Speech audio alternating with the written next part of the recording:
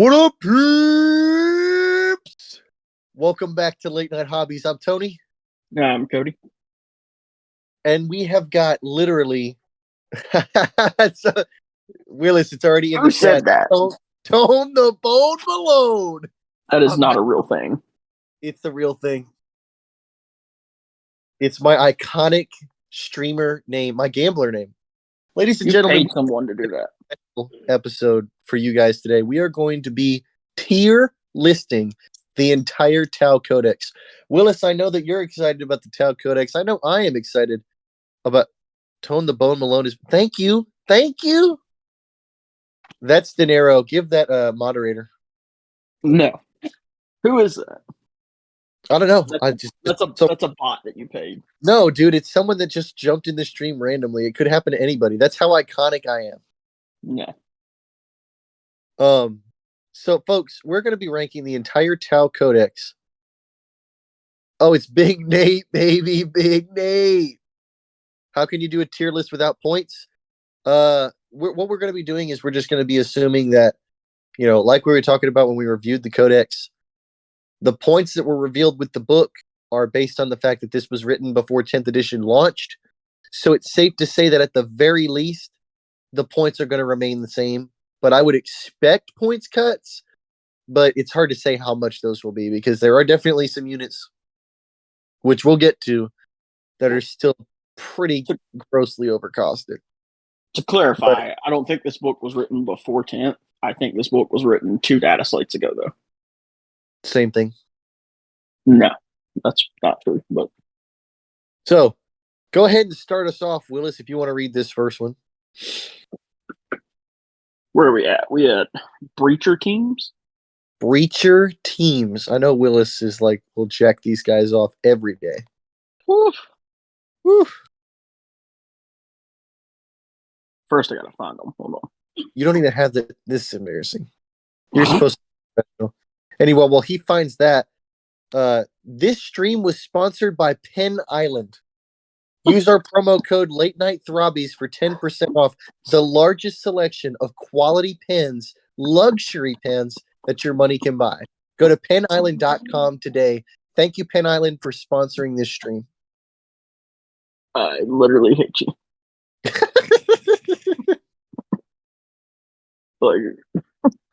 All right. Anyways. So we have the Breacher team.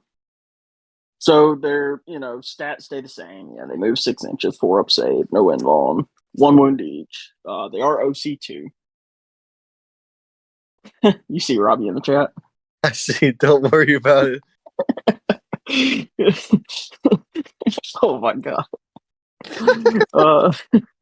So these guys have their little pulse shotguns. They're 2 shots each at 611. They also have a pistol, which is it's surprising that Breacher's pistol is strength 5, but yet like Space Marines get strength 4 ones. Whatever. It's because we're advanced guns. Yeah, fair, sure. Then they have the support turret, which we'll get into. I know Tony's got thoughts on that. It is indirect fire, 30-inch range, 2 shots of 501, twin linked. That used to be a lot better. Go ahead. Well, I was going to say that used to be a lot better in 9th edition, but I think that's the first time I've read that stat line in 10th. Just remember that this is going to require your unit to remain stationary to even fire. Yeah. That's not what Breachers want to do. Let's just be clear. So they have the ability Breach and Clear. So each time a model in this unit makes a ranged attack that targets an enemy unit within range of an objective marker, you re-roll the wound. Woo! So it doesn't say, some armies, Thousand Suns, have a rule where, if you don't control the objective, they get re-rolls, which is cute, but this is the full strength. If you just put a pinky toe on that objective marker, I am 4 re-rolls to wound you. Where is it that they get the -1 to wound? They get that for being equipped with a Guardian drone on the Shasui. It's going to give them -1 with all ranged attacks. Gotcha. So they inherently have the like keyword, so you don't need to give them a marker drone since breachers have the assault keyword. So you can stick them with something like a gun drone or even a shield drone to give an extra wound to your Shasui. It's a phenomenal staple of the army. Yeah, this is also, to my knowledge, one of the fewer units that have the grenade keyword that you know are going to run. So that's nice.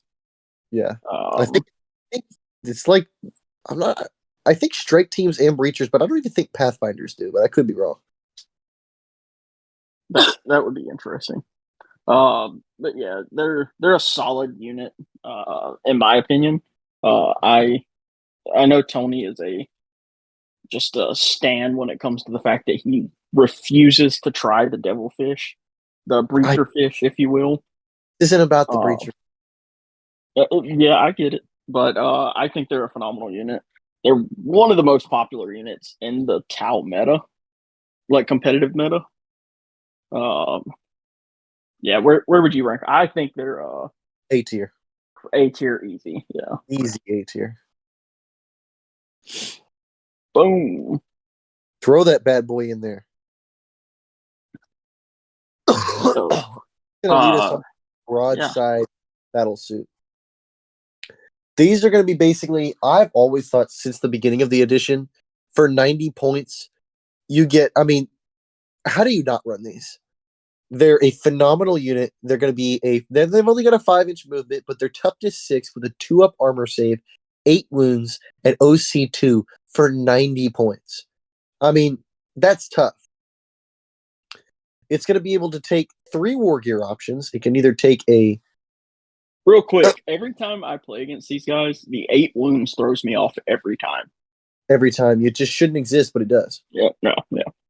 So you can choose to take either a heavy rail rifle or high yield missile pods, and then you can equip it with 1 seeker missile, 1 twin plasma rifle, 1 twin smart missile system, or 1 weapon support system. And you can take up to 2, and then you can be equipped with 2 of the following and can take duplicates, which will be gun drones, marker drones, missile drones, or shield drones. Which, let's be real, folks, it's either shield marker light or it's double missile, in my opinion, because it's just so the missile drones basically give you a couple AP1 missile pods to throw out. I think they hit on 5s, but it's just a little bit of extra power if you're into that. But the rail rifle is my choice. I know that some people prefer the high yield missile pods. I don't think that that's a really good use for this battle suit. So your heavy rail rifle, it's got devastating wounds in the heavy keyword. So if he doesn't move, it's going to get +1 to hit. It's got a 60-inch range, 2 attacks at strength 12, AP4, damage D6 +1. Folks, I just think that weapon is a game changer, especially if you get turn 1.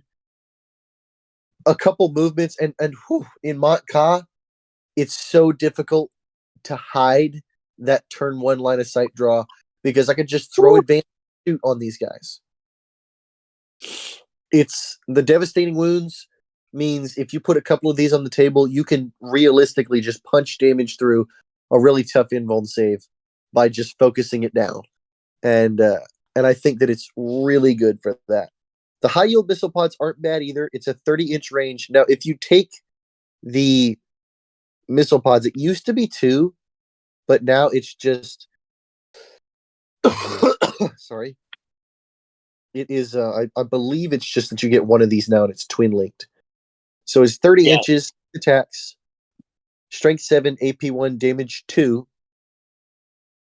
So it's not terrible. How do you give up D6 +1 damage across the whole table? Well, I don't think it's even necessarily the D6 +1 damage. It's the fact that it's dev wounds and it's strength 12, which is huge in Tau. Because you have no strength 12. Because you can't even get that on a Riptide. Oh, sorry, I'm getting ahead of myself. The Seeker Missile is just a regular Seeker Missile profile. You get 1 shot per game, 14 strength, AP3, damage D6 +1, so it's pretty good. And then you can take either a Twin Smart Missile, which is a twin linked 833 at 18 inches, or a Twin Smart Missile, which is 501 at 30 inches. Now, I think that the broadside battle suit got hit the hardest by the twin plasma rifle change, plasma rifles going to 18 inches made this like worthless on the broadside, in my opinion. You're just, when is this guy going to be 18 inches from anything? Yeah, But no, never. I generally run these with a weapon support system. Now it's going to be a seeker missile exclusively because the plasma rifle is dead, and a weapon support system. So that's going to allow him to ignore negative modifiers to his hit roll, and if he's standing still, he's going to hit on twos all the time, even if he's engaged. It's a phenomenal unit, and for a rainy day when you're fighting Thousand Suns, the advanced armor ability gives models in the unit a field of pain 4+ against mortal wounds.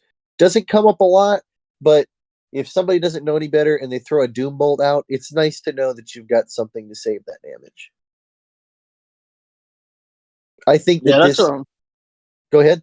I was gonna say that's just a nice little. Oh yeah, this is also on the data sheet. Right. The only thing that's bad about it is you're going to use this so infrequently that you're just like, I would be impressed if you actually remembered that you had this ability when you get hit by mortal wounds.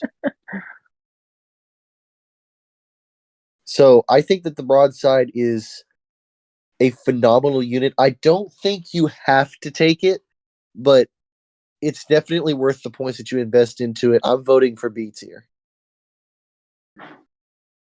Yeah, I think I would vote very top of B tier or very low A tier. Easy high B Um, tier. Where I'm yeah, saying easy high B tier. We can maybe look at bumping it up. It's just for 90 points, getting the access to Strength 12 in the Army is really big in my opinion. I got you. I got you. I don't disagree with that. We'll probably end up moving some stuff around as we go. Oh, for sure. Yeah. So next we have the Cold Star Commander. And I'm Woo! glad this one falls to me. Yeah, Willis has been an advocate of the Cold Star Commander since the beginning of the edition.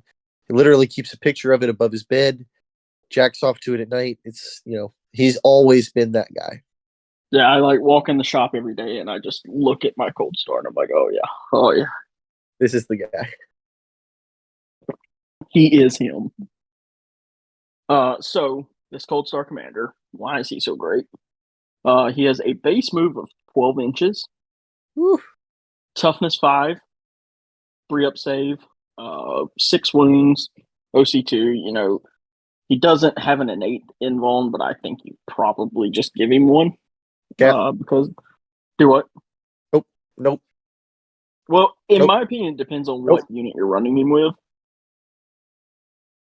I can see the validity of before I get into an argument with Tony. Each of these commanders they have 4 war gear options.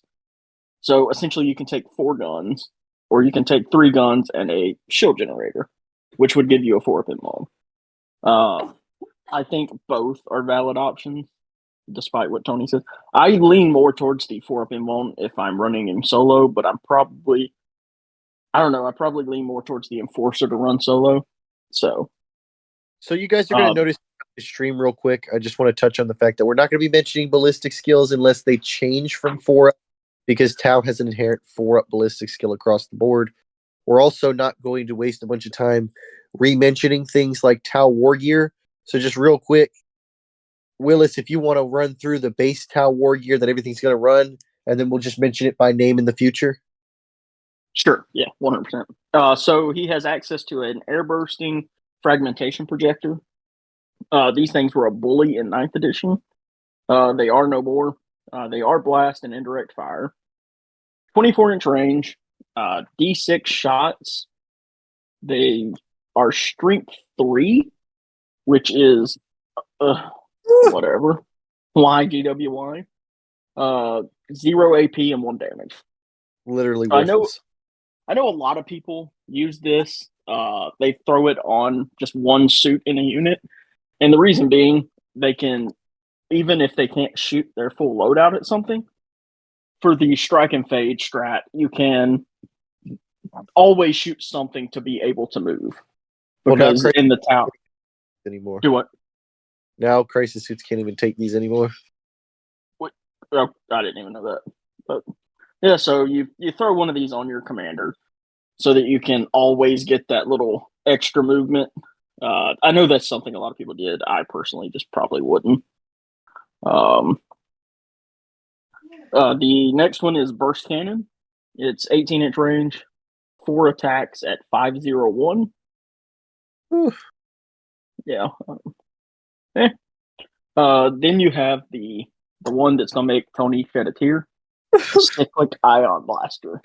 Damn it. So yeah, these bad boys are they have a standard and an overcharged profile. The standard is strength 7, AP 1 damage. The overcharged is strength 8 -2 damage, and they are 3 shots each. They have been the staple of the Tau meta for the last since 10th edition launched, but alas, that is no more. This gun is basically in Legends now because it's the only weapon that you cannot duplicate on your commander. Cyclic Ion Blasters are gone. Yeah, I wouldn't even take one anymore because why roll the hazardous? I'm trying to tell you, it's not even worth it. Next, we have the Fusion Blaster, which, by the way, the fact that these are 12-inch range is criminal also. But do what? What do you mean? A fucking Melta is 12-inch range? Get the fuck out of here. Isn't that what they all are? No, sir. Imperial ones are 18. Oh, damn, that sucks. Yeah, I think we've had this come up before in a game, and we're like, you're not within Melta range. You're only 8 inches away, and I'm like, what the fuck are you talking about? Good tell. Yeah, good old Tau. But 12-inch range. They are Melta 2. One shot at strength 9, AP 4, D6 damage. Then you have the high output burst cannon. Is the Cold Star the only one that can still carry this? It's the only one that can carry this. Okay. Well, it sucks also. It's 18-inch range. It's 8 shots of strength 501. So it's just double the shots. I mean, I guess if you're going for a kill hordes loadout crisis unit, sure. But well, it's just then, what it is. what? You can only one of them. It'd be different if the Cold Star could take 4 high output burst cannons, but it can't. It can only take 1. Yeah, so then you have the missile pod. It's 30-inch range, 2 shots of strength 7, AP -1, 2 damage. The A poor pretty man solid gun. blast. Yeah, it really is the poor man's cyclic ion, but you don't got to roll hazardous on it, so that's nice. Then do what? All we got now. Hey, it is 30-inch range too, as opposed to 18. So yeah, it's fun to play around with, but in a real game, this weapon is irrelevant. I think you need to try it into something other than Necrons before we just make that decision. I wouldn't worry about it. Then you have the plasma rifle. This one also just blows my mind. It used to be 30-inch range in 9th. It's now 18.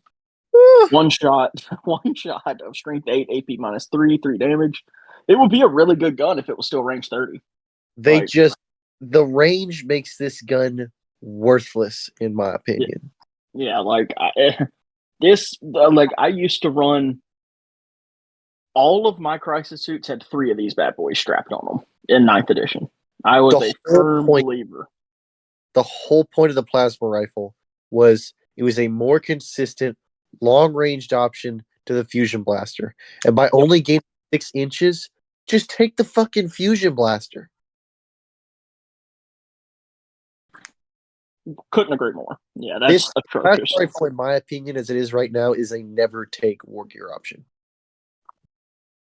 Yeah, I don't know. I wouldn't say never take.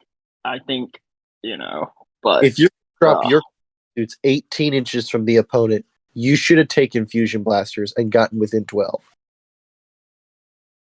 That's probably fair. You're probably right. The Tau Flamer is the last option. It is ignore cover torrent, D6 shots of strength 4, 0 AP, 1 damage, 12-inch range. And then I'm pretty sure all of the battle suits have the same battle suit fist, at least the crisis variants and whatnot. They're 3 attacks at 501. Who cares? Tau melee is going to be relevant when it's mentioned and never any other time. Yeah, so just pretend these melee weapons don't exist on the data sheet. Right. However, we'll get to his abilities, which are what makes me excited. So he has Deep Strike. He has the Cold Star Commander ability. So while this model is leading a unit, models in that unit have a move characteristic of 12 inches, and ranged weapons equipped by models in that unit have the Assault ability. Whew. Whew. It's a good ability. I always get disappointed at the fact that the Cold Star doesn't have Assault inherently, because it means that he's just objectively the worst option, in my opinion, for a lone commander if you want to run one. The Enforcer is just tougher, and 4 inches of movement isn't as big when you can't advance. This is fair. So I could see it being good in the Mod Cod attachment okay, fair. as But solo. general rule of thumb, it's just it puts him behind the other one, in my opinion. I do agree with that. If I'm running a solo commander, it's going to be an Enforcer. But still a fantastic ability to go, So, I think Bad that's boy. everything on him. Well, for the record, he can take the battlesuit support system to fall back and shoot. He can take a shield generator for a 4-up invuln. Yeah. Take a weapon support system to ignore hit roll modifiers. But if you guys have played Tau at all in 10th, you know an extra gun is better than ignoring hit roll modifiers. We know this. Yeah, I feel like you either take the extra gun or you take the shield generator. There's no other option. But solid A tier. I'm putting him below breachers for me. I don't think he's as vital as like running the breachers, but if you're playing battle suits, you have these in your list. See, I think he's more vital. I think him. Well, so in fairness, my opinion on that is just from the fact that I find crisis battle suits, as you're going to find in this stream, in general, less vital than they were. But Well, so this is my thing. I think the Cold Star is a solid option as a solo character, and without him, I feel like crisis suits are borderline useless. Do you disagree with that? well, I don't know. I think once it's confirmed that the Enforcer is staying cheaper, I don't know. I just really might change, but I think it's hard to argue that an Enforcer or a Cold Star rather is more important to your army than say Breachers. Because unless you're running the Battlesuit detachment, I mean, you're running Breachers. Let's be real. Yeah, I feel like every list is running Breachers, but every list is also running the Cold Star. I'm fine with putting them behind the Breachers for now. Well, just Yeah, go I'm ahead and fine with that. but we'll stick him in the front, moving around. Well, we can put him there. I'm fine with it. I because Breachers. I feel like they both have their place in a competitive list. And honestly, who's to say which one is more important? I'll leave that to you. According to you, you could just win a game by running only Breacher Fish. So I mean, it is what it is. This is fair. So you know what? You're right. Breachers are more important. Glad I could sway your opinion. What do we got next, Willis? We have the Fusion Crisis suits. I can't think of their name. Unforged battle suits. These are objectively the best thing that we got out of the Crisis suit change. I'm not really impressed with the other two from my playtesting, but the Sunforged are pretty monstrous. So they've got the deep strike ability. They retain the 4-up invulnerable save that used to be standard to Crisis suits, and they're equipped with 2 fusion blasters on each model. So a unit's going to have 6. Obviously they got battle suit fists, but they hit on 5s. They can now, and crisis suits in general can now take 2 drones, but they cannot duplicate their drones. So it's pretty much, my opinion is, spam shield drones and gun drones for simplicity's sake. You can still advance and guide because you gain assault with the gun drones, and I just don't think having the marker like keyword is too terribly important on the unit. But if you want to put the actual drone models on the table and deal with people being twats about that, go ahead and put one single marker drone in the unit, but at that point, just put it on the damn commander. Yeah, I do that's think what I that was about to say. think that you do need to run commanders with this particular unit, just because as we go through the crisis battle suits, remember that their ability transfers backwards onto the commander. So the ability of the Sun Forge is each time a model in this unit makes a ranged attack that's allocated to monsters or vehicles, you can re-roll the wound roll and re-roll the damage roll. That is a huge ability. It's the best thing that we got out of this. And the reason why I say you're going to hear me mention a lot of just spamming weapons on commanders, I mean, this is a perfect example of that. Putting a commander behind this unit with 4 more fusion blasters indefinitely increases their firepower. 1,000,000%. I mean, I don't know, man. I think this is the best for the simple fact that this unit could be good with any of the commanders, including. So, like we talk about adding either the Cold Star or the Enforcer to get the extra 4 fusions. But, look at another option. Oh, we could put them with Farsight, and we casually get +1 to wound on these fusions with full rerolls to wound. Absolutely correct. And And don't if you're in the forget, right detachment, you're +1 strength also. right, and Farsight's plasma rifle will then reroll wounds, which can be pretty potent with +1 to wound on that as well. Yeah, facts. So I think they're undisputably the best. You want a side note really quick? You want to know arguably the most frustrating thing to me about this update with the whole crisis suits? 18-inch range plasmas. No. The most frustrating piece is they took away cyclic ion blasters from the unit because they don't come in the kit, right? Right. Makes sense. Whatever. However, what the fuck am I going to do with my 48 shield generators that now mean nothing on half my crisis suits? No fucking shit. Like, what? Why, GW? Why? You turn these things, a 3-up armor save for the record is 3-up armor save with toughness 5 is a dog shit defensive profile for anything that matters. Oh, congratulations. You're not going to get killed by a bolter. But if somebody is putting bolters into your crisis suits, they deserve to lose. I mean, they're better than my sword brethren that are toughness 4 with a 3-up save, but, Right, but, sword brethren just walk up and just make things not exist, so. Fact. Anyway. I think, personally, that's what I think. A tier above the Cold Star. What? Not S tier? Oh. I think these things are instrumental for the damage output. I think you run 9 of these and you actually kill stuff. I'll give it a low S tier. If you're running it with 4 additional fusion blasters, with assault, with a Cold Star, low S tier. I'll give it to you. I'll concede. I think you have 6 with Cold Stars, and then 3 more with Farsight. And that's do what? I'll give it to you. Okay, that's fair because we have to remember that with the points, they're actually cheaper than like fire knives. Like they're the second cheap. I don't even want to look at the points on them because I think it's I'm gonna assume these are gonna be the most expensive, and I still think they're S tier, as long as they're not like 200 points. Oof! Don't even say it to me. If these are 160 and lower, I take 9 every time. Fuck yeah. Okay, you've won me over. I'll put it low S tier.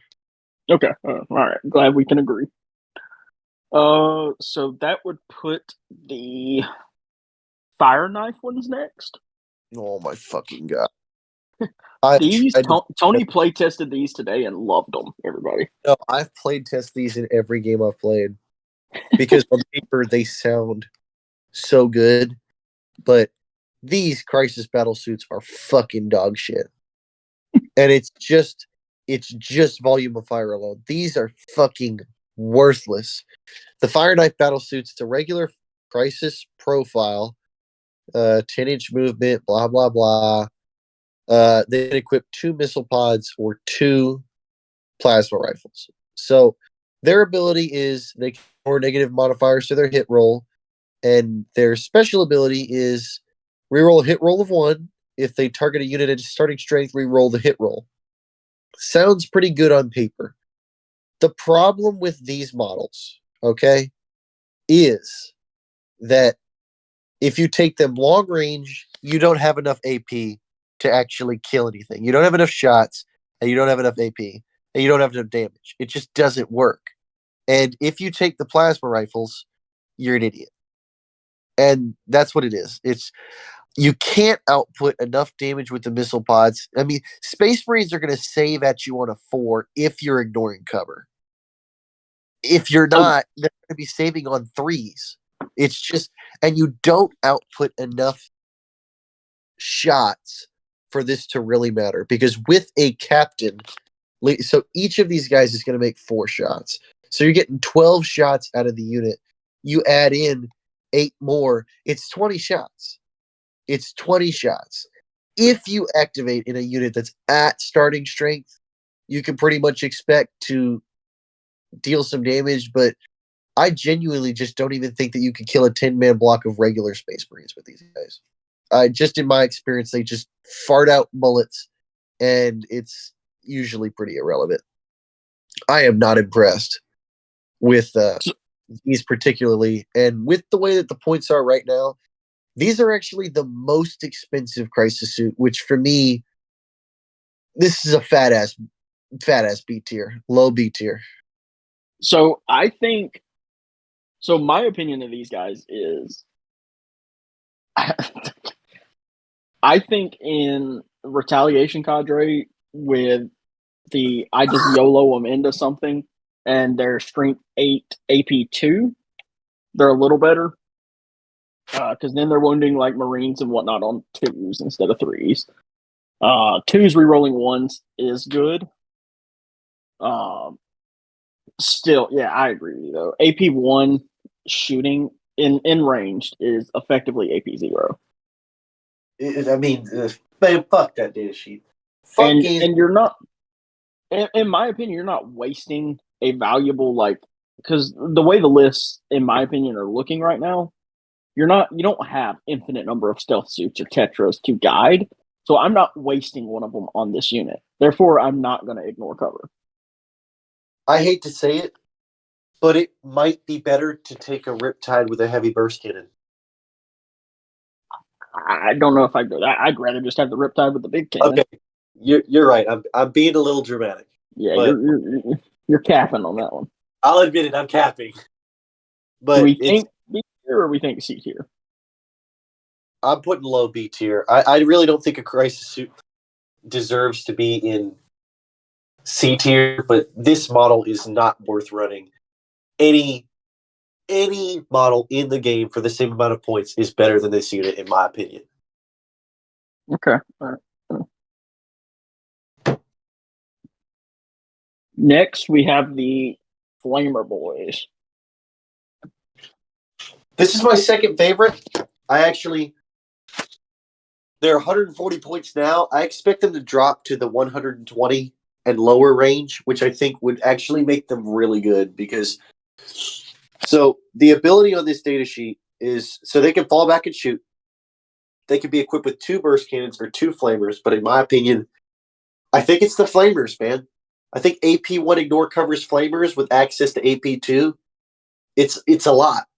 It's a lot. And so I've been playtesting them without captains. And I've just, my first game with Montka, I was playing against Tyranids, and I ran 3 of these guys, and I stuck 1 on every objective.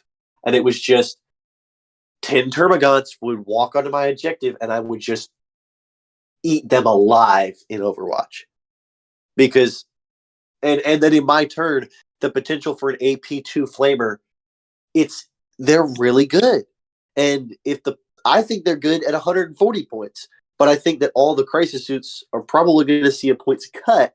So if you could see these guys in the 120 point range, I really don't see any reason that you couldn't run 3 of these without a captain. And that's what makes them so much cheaper than the other two, is because I think they work really well without the captain. And the captain's double the points cost of the unit at this point. And I think that they're a really solid choice. I think personally that, you've tried these guys at Montcalm.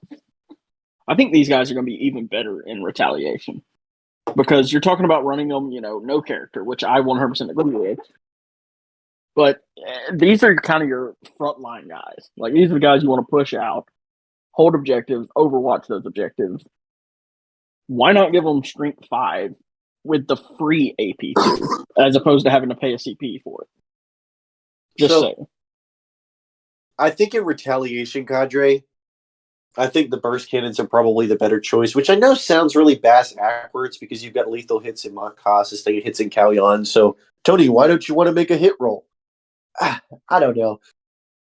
It's just, what am I going to hit with a strength 5 flamer, Willis? I mean, what am I going to hit with a strength 5 flamer?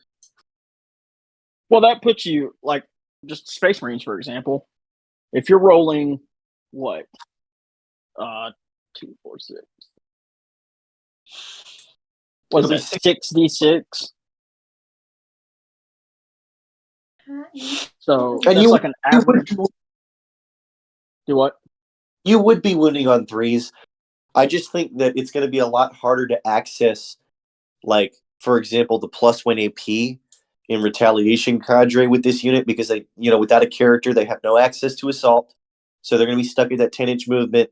And this is not going to be the unit you're dropping 3 inches out of deep strike. So I think that the flamers themselves are going to struggle to get in that threshold for the +1 AP. Whereas I think it's really, really a whole lot easier in Montcalm and a little bit easier in Calyon to get access to that. And so I think that the flamers particularly are going to be more effective there with the additional AP than the +1 strength. I look at that a little differently because, nobody's pushing. Like, turn 1 doesn't really matter in, a lot of competitive Warhammer games. Like, that's the stage turn. Right. And so by the time you get to turn 2, that's when they're going to be pushing their chaff onto the objectives to try to score them some cheap points early. And by that point, they've had 20 inches of movement. They're going to be there. So I don't really even worry about losing assault and whatnot. Like, sure, I'm not hitting you turn 1, but I didn't want to anyway, so that's not how I play. I mean, that's fair. Ew, your toilet. I will. I think these are definitely... I think they're probably below the broadside. Do you think below or above the broadside? I think they're definitely B tier. If the points were to drop to 120, I would put them high B tier. But for 140, I don't disagree with putting them below the broadside. Okay. It's a very solid unit.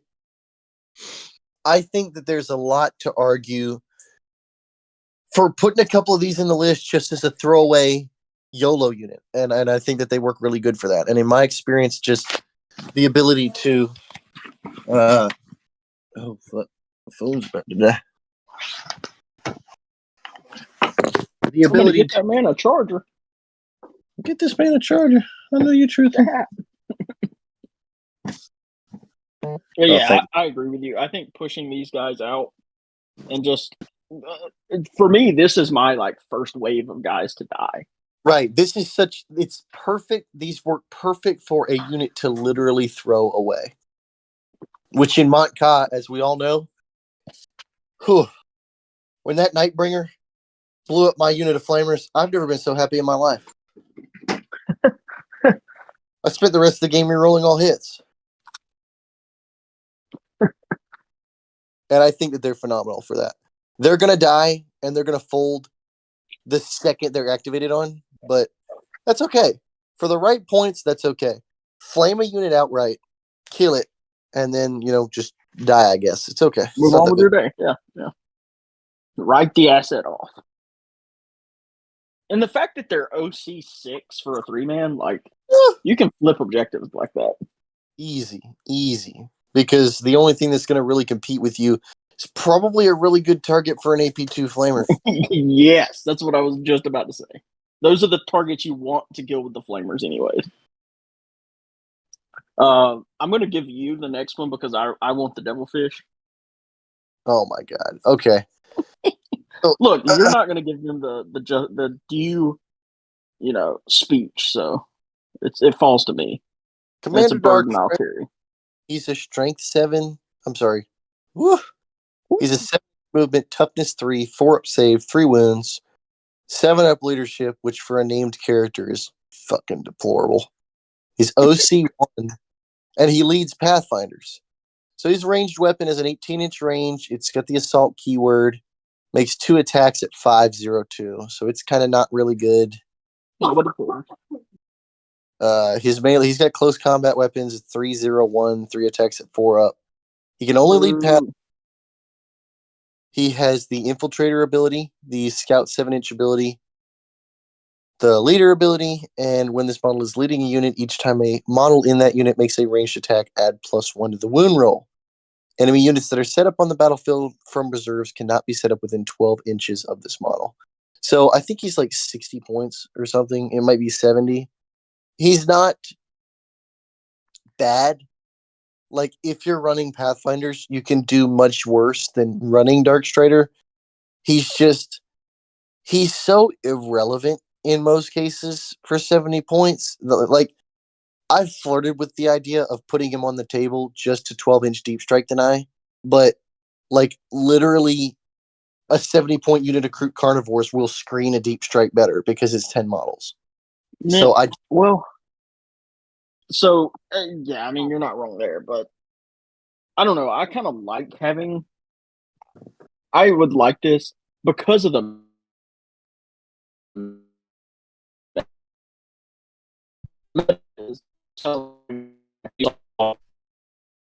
And I think I look at the list, he's an old home.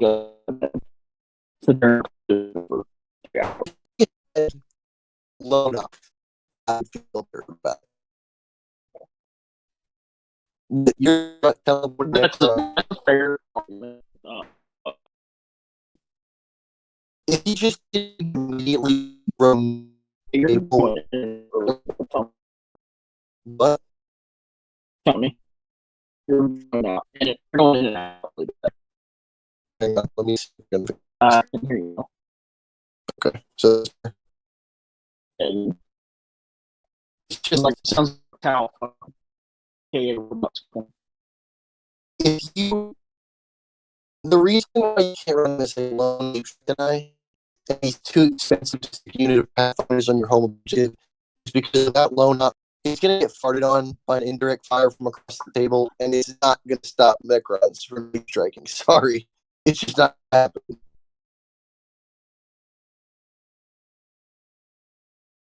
Yeah, the risk of folding to deep to indirect is a real problem for him. I don't disagree with that.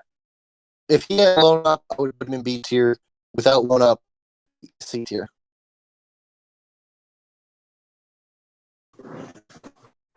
I think that's fair. Stick that bad boy in there. Yeah.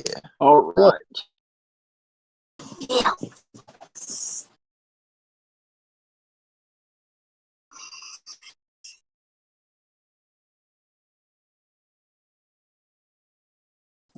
Willie. So next we have the Devilfish. Yeah. Hello?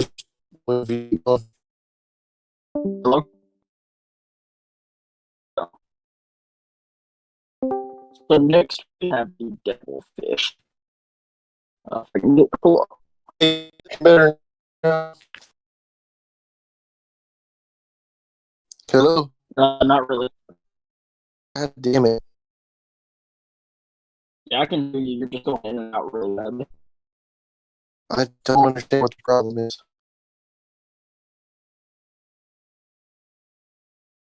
They can just keep rolling while I I'm going to try go to ahead fix and start reading this Devilfish plan. Alright.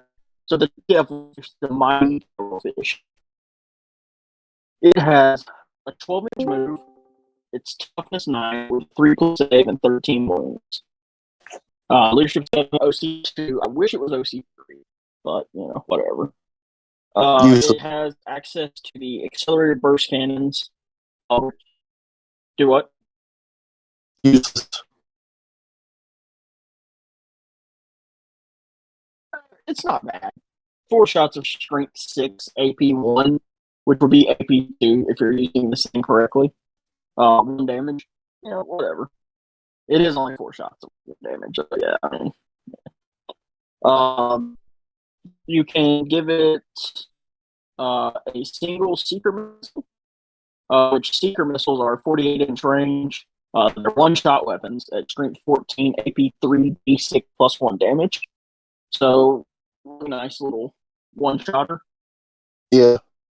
And then it gets the gun drones attached to it. So, they have twin pulse carbines, which gives the vehicle assault. And they're just strength 5, no AP, 2 shots, 1 damage, twin linked. So, well, when you're running, I do like them on this though because it gives. Go ahead. What was that, Tony? Well, I was going to say No, I that was going to let you go. when you're running several devilfish, the seeker missiles become more important because it's a really cheap way to just hot shot some Kobe ass rockets across the table and blow up the enemy's transports. They're really effective at that. I wouldn't be putting these seeker missiles into enemy bullets. Yeah, for sure. I definitely agree with that. Tony, maybe try disconnecting from your Wi-Fi and reconnecting. You're still struggling. You're struggling bus, my man. Fucking pissing me off. Anyways, though.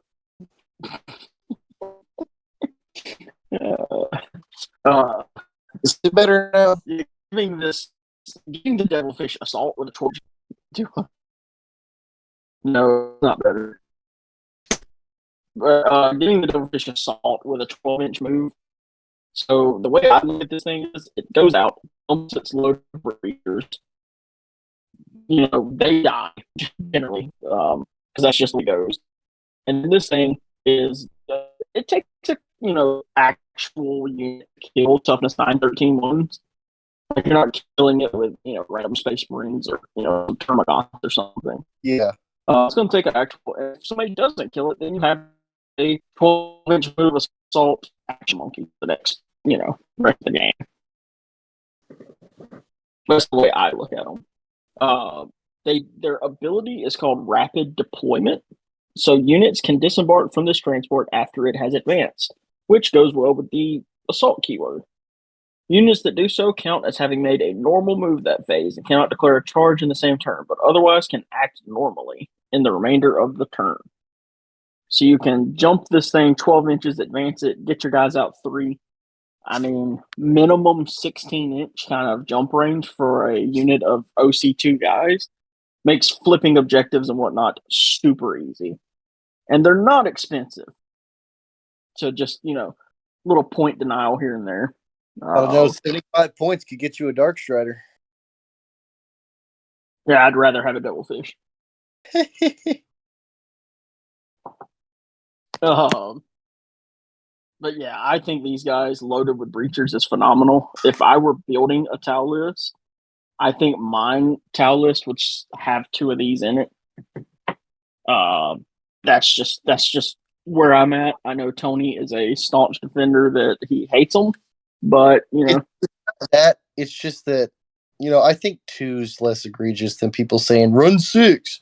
But for me, it's all 75 points is just 75 points I could have spent on a battle suit. Yeah, and that's fair, but at the end of the day, I think the return you get out of 2 of these is nice because, again, you're not killing these guys with a random unit. It's going to take an actual, I've been playing a lot of World Eaters. I'm not killing a devilfish with Chaos Spawn. I'm going to have to commit a unit of 8 down to go kill it. And I don't want to do that. because at the end of the day, this thing's not going to kill anything. However, it could end up scoring you a lot of points. It does And give that's the you way I access. look at it.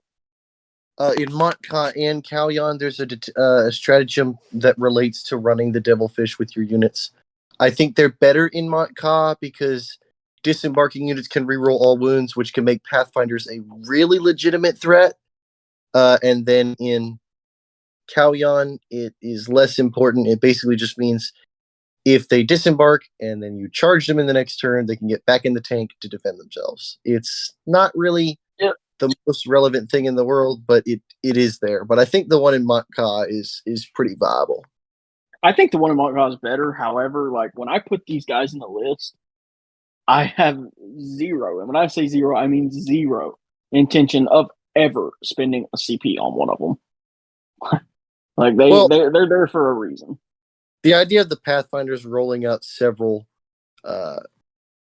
fusion rifle shots with re-rolling wounds is pretty potent, in my opinion.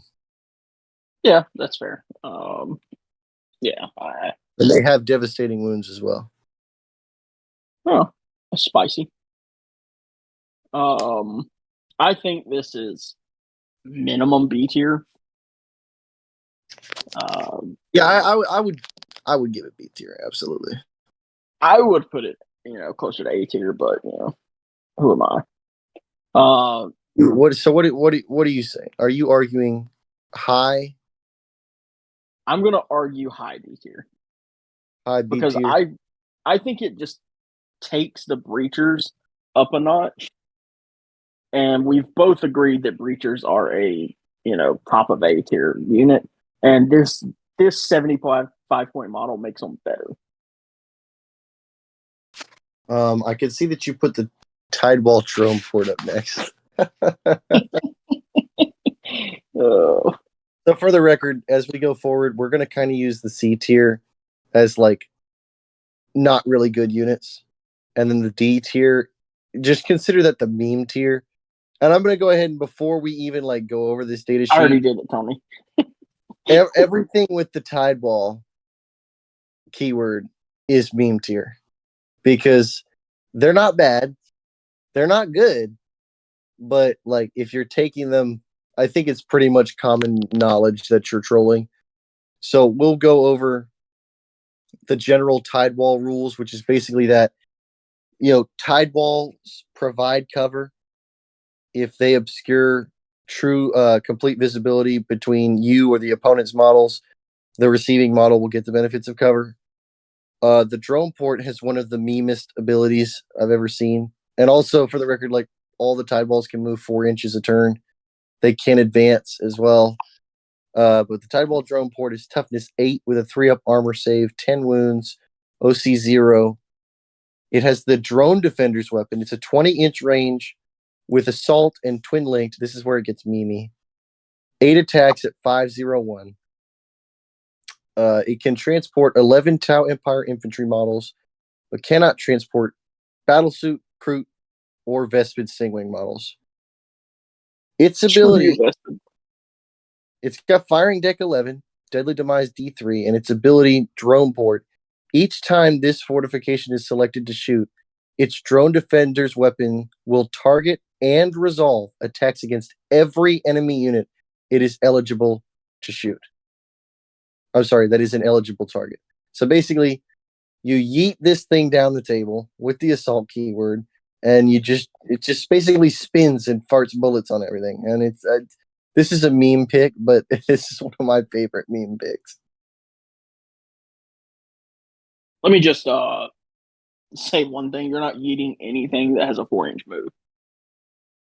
Automatically, I'm spending my command point to automatically advance at 6 inches.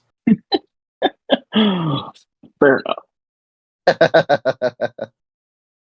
And one thing, real quick on Tony just said about the tiers. I would say tier C also, like tier C. These aren't, in my opinion, inherently bad units. They're just not units that you would expect to see in a competitive list, most likely. Right. Real quick, I want to mention. I was talking about this with Josh today. I wish that Games Workshop would have given us more transports. The Orca drop ship, I'm not saying I thought it would have come back, but we used to have options to transport battle suits.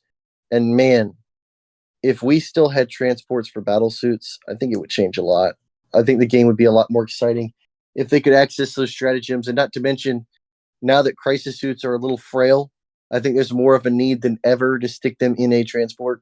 And I think it's a shame that they didn't give us anything for that.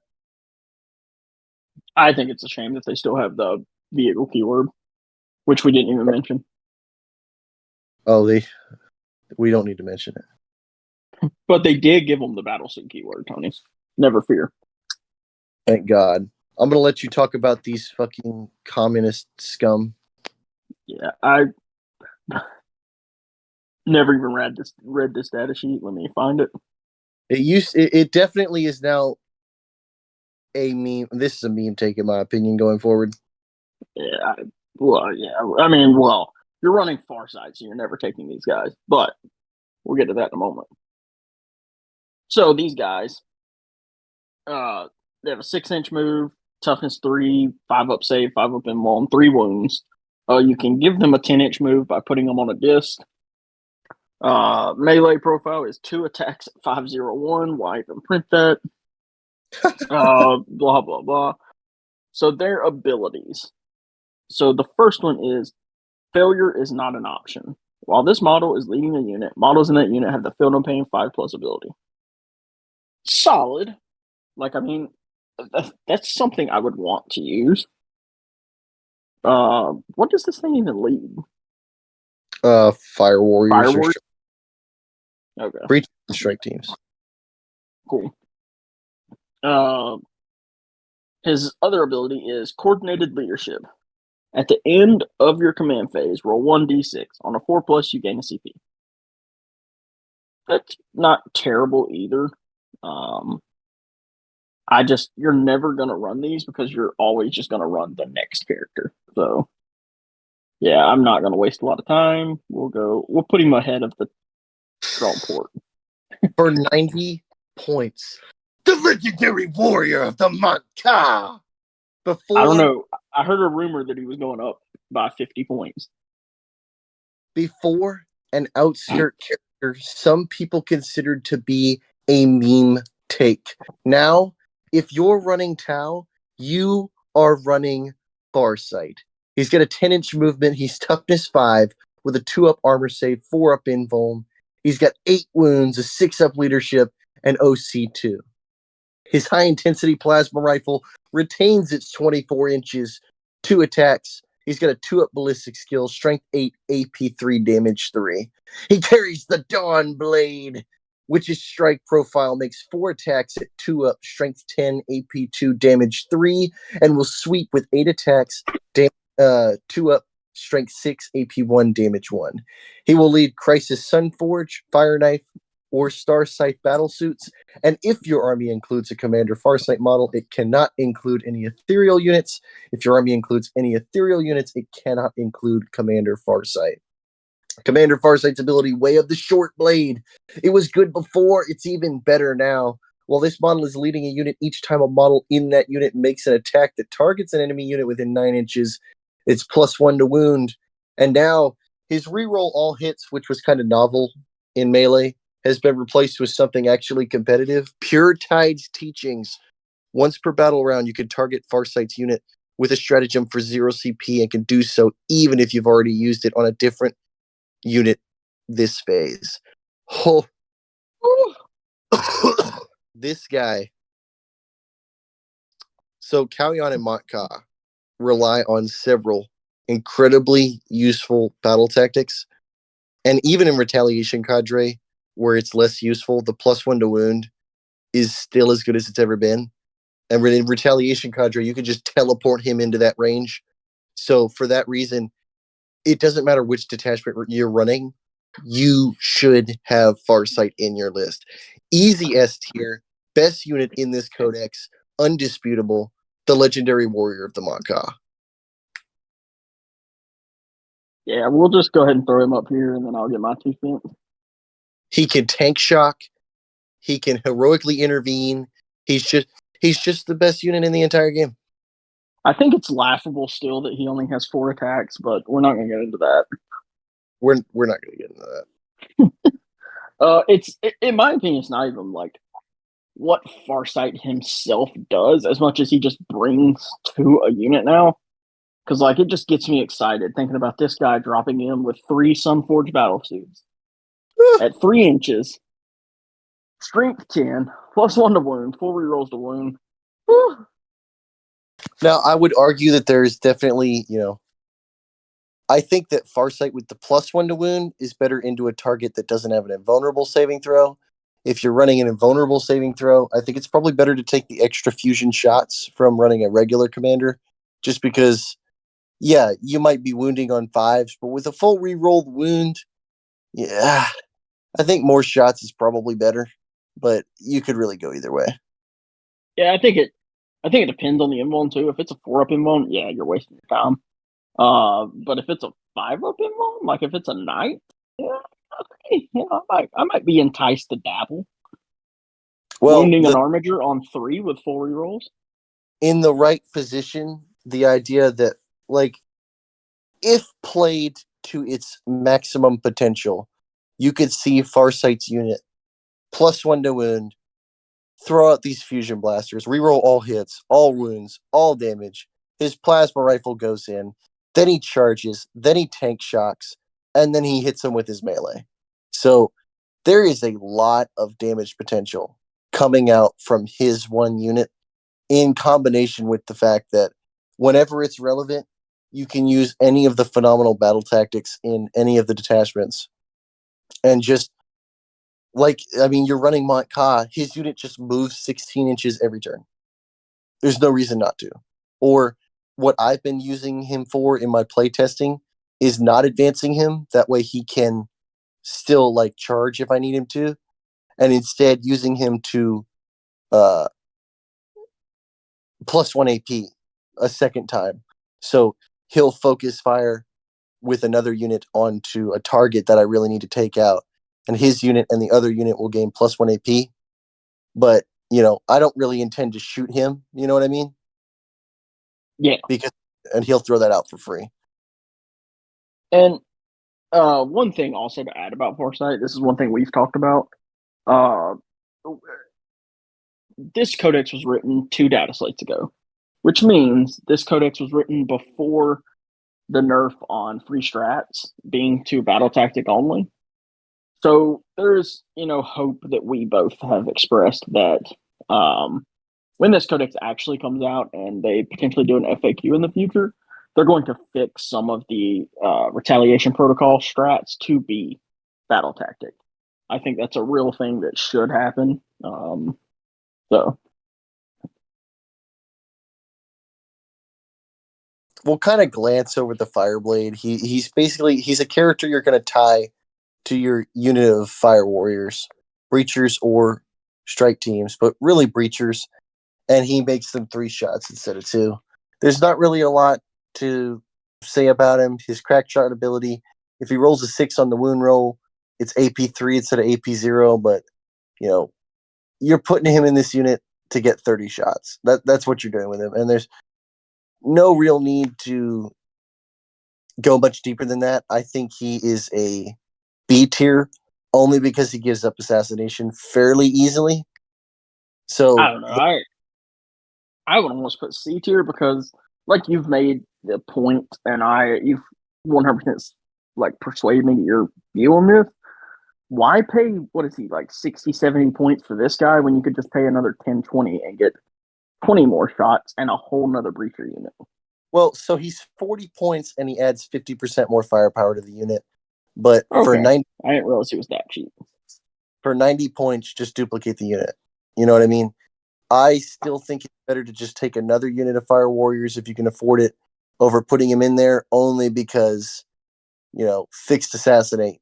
We don't need to give this up any more places than we already are. Yeah.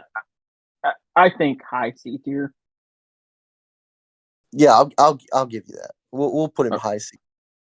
Because again, like you said, you already give up 1 fixed. There's literally no way to get around it. But with the way these new units and whatnot work, you are borderline tied into taking 4 commanders. Why take the 5th character that's gonna just give up the automatic fix? Right. For the record, I refuse to acknowledge Kroot, so knock yourself. Why do I gotta talk about this goon? Let me find him. This is one of the new Kroot models. It's the Kroot. This is the Trail. No, this is the Flesh Shaper. Move 7 inches, toughness 3, 6 up save, no invuln. But you get an invuln if you're in the Kroot detachment. Yay. 3 wounds. He has a assault weapon that is 2 attacks at 401. His melee is twin linked and it's 4 attacks at 511. His abilities: Ritual Butchery. While this model is leading a unit, melee weapons equipped by models in that unit have the sustained hits 1 ability. Solid ability if it can go on real units. Next one is Rites of Feasting. While this model is leading a unit, models in that unit have the Feel No Pain 6+ ability. If that unit destroys 1 or more enemy units in the fight phase until the end of battle, models in that unit have the Feel No Pain 5+ ability instead. It's actually solid. Well, so anyway, let me translate that for some of you people. While this model is leading a unit, What do you mean, you people? models in that unit have the Feel No Pain 6+ ability. I don't know, man. 20. Well, hold on now, because you have challenged me to a Kroot versus Space Wolves game. You're telling me that you're not going to kill anything with this guy and get that 5+ Feel No Pain?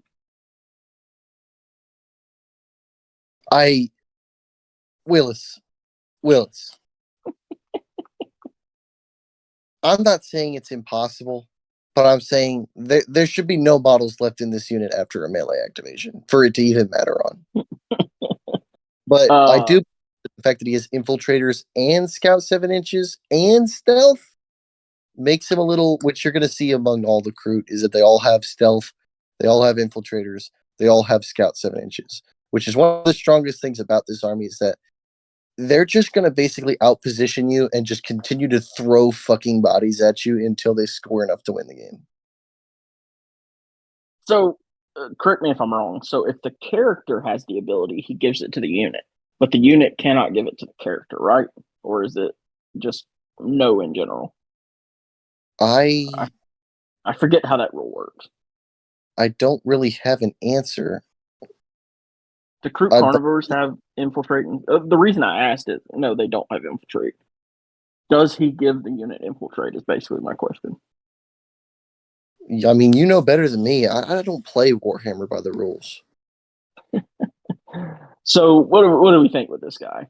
Is he just automatic D, or do we give him? I mean, I feel like for what he is, he's a solid character. But I mean, Well, I'm gonna give all the Kroot characters probably low B tier, just because you can stick them on the put table. these guys in B tier. I guess that's fair. Okay, so we'll so since you said B, I was thinking D. We'll just split it in the middle and say C. You were putting them in D tier. You were putting them in meme tier. You're damn Yeah, right. damn. Bottom of C tier. They go. Bottom of C tier. I'll give it to you. So the Firesight Marksman. This is one of the ones that we haven't really It's not changed, but we don't know if the points are going to change. So I'm just gonna basically my thoughts on it. He's got a 36 inch heavy precision 3-shot, strength 5, AP 1, damage 2 gun. It's not really going to kill a character, but he does have infiltrators. He does have stealth. He does have lone operative. And when he's guided, he rerolls all hits. So it's really not the worst unit. The problems that I have with him is that 1, he's 70 points, and 2, he's a character. Now, why does that matter? Because for me, there are two things I would love to do with this unit because he's a lone op. It is give him the enhancement from either Montka or Kauyon to grant lethal or sustain hits when he guides. With the problem being he has to be leading a unit and he can't, which kind of makes him fucking worthless. Because I'm not giving him any of the buffs to like solo captains on this fucking goon. It's just not happening. So I'm putting him like I've already placed him. high D tier. You're saying high D tier. I'm not mad about it. All right, I'm glad we could have that discussion. I have nothing to add on him. You put the Tidewall shield line in there twice. I understand why, because it's a very good unit. To just gloss over it, it's firing deck 11. If you take the drone port, it goes to 115 and gets firing deck 22. I think this is probably the most competent of the Tidewall units, just because the idea throwing a barricade up there with a 5-up invuln save and sticking Fire Warriors in it to defend against charges that don't have the fly keyword. There's a lot that you can do with it. It's just, it depends on the map. If you're on an angled deployment and you've got a couple tide walls, you really can't choke up the board and force people down these lanes that you want them down. But if you're not counterpicking or playing Crusade, the tide wall is just a meme pick. Sorry. I'm glad you agree. All right, I've already placed it. Also, we can move on to a For the real rest, unit. going to teams with 3 tide walls because I'm going to John Lennon with tide walls. No, you're not. Yeah. If you go to teams with 4 tide walls, you'll go along. Damn. So we have the Enforcer Commander. So this guy, this guy, Chad, movement 8, toughness 5. He has a 2+ save, which thank God they let him retain that from 9th. 6 wounds, OC2, leadership 7. Has all the same war gear options as the Cold Star that we talked about earlier. His abilities, however, he has the ability Enforcer Commander. While this model is leading a unit, each time a ranged attack targets that unit, worsen the armor penetration characteristic of that attack by 1. So I thought this was a lot better ability until earlier today when you pointed out that it was ranged only. If it was and in that made me sad. If it was in melee, this guy, whew, he's so much less valuable because that really hurt my heart. you just need this in melee more. Yeah, I agree. For that, I think he's the best solo commander, but 100%. Solo commanders only work in 2 out of 3 detachments at all, and I really don't think it's that good in Montka. So I'm putting him high B tier. I'm a little disappointed, but I don't have a strong argument to argue him into A tier, so I'm gonna concede and put him at the top of B. Yeah, I do love the idea of one of these guys just solo running around. I personally like the idea of putting the pick up and redeploy on this guy by himself in retaliation. Ew! Why? No, Dude, no. I look at it from a mission play standpoint, and boy, that just something about it just makes my heart happy. Something about picking up fusion blasters every turn, dropping them somewhere else to be a pain in the ass makes my heart flutter. That's fair. However, there with the Cold Star moving, minimum 13 inches anyways, like, I think the lone enforcer gets internal grenade racks if he's solo. I disagree with that. I like internal grenade racks on one of my fusion. That way I can jump over a unit, shoot a tank to death, and then jump back over that unit, and meanwhile I killed 2 units. Willis, if you have fucking, I'm gonna let you. Yeah, I'm baffling him. you're a fucking goon. Okay, boys. Unchanged from the index because he didn't need to be. The fucking ghost skill. He's got a 10-inch moveness, toughness 8. He's got a 2-up armor, which is better than 9th edition. 12 wounds, 7-up leadership, OC3.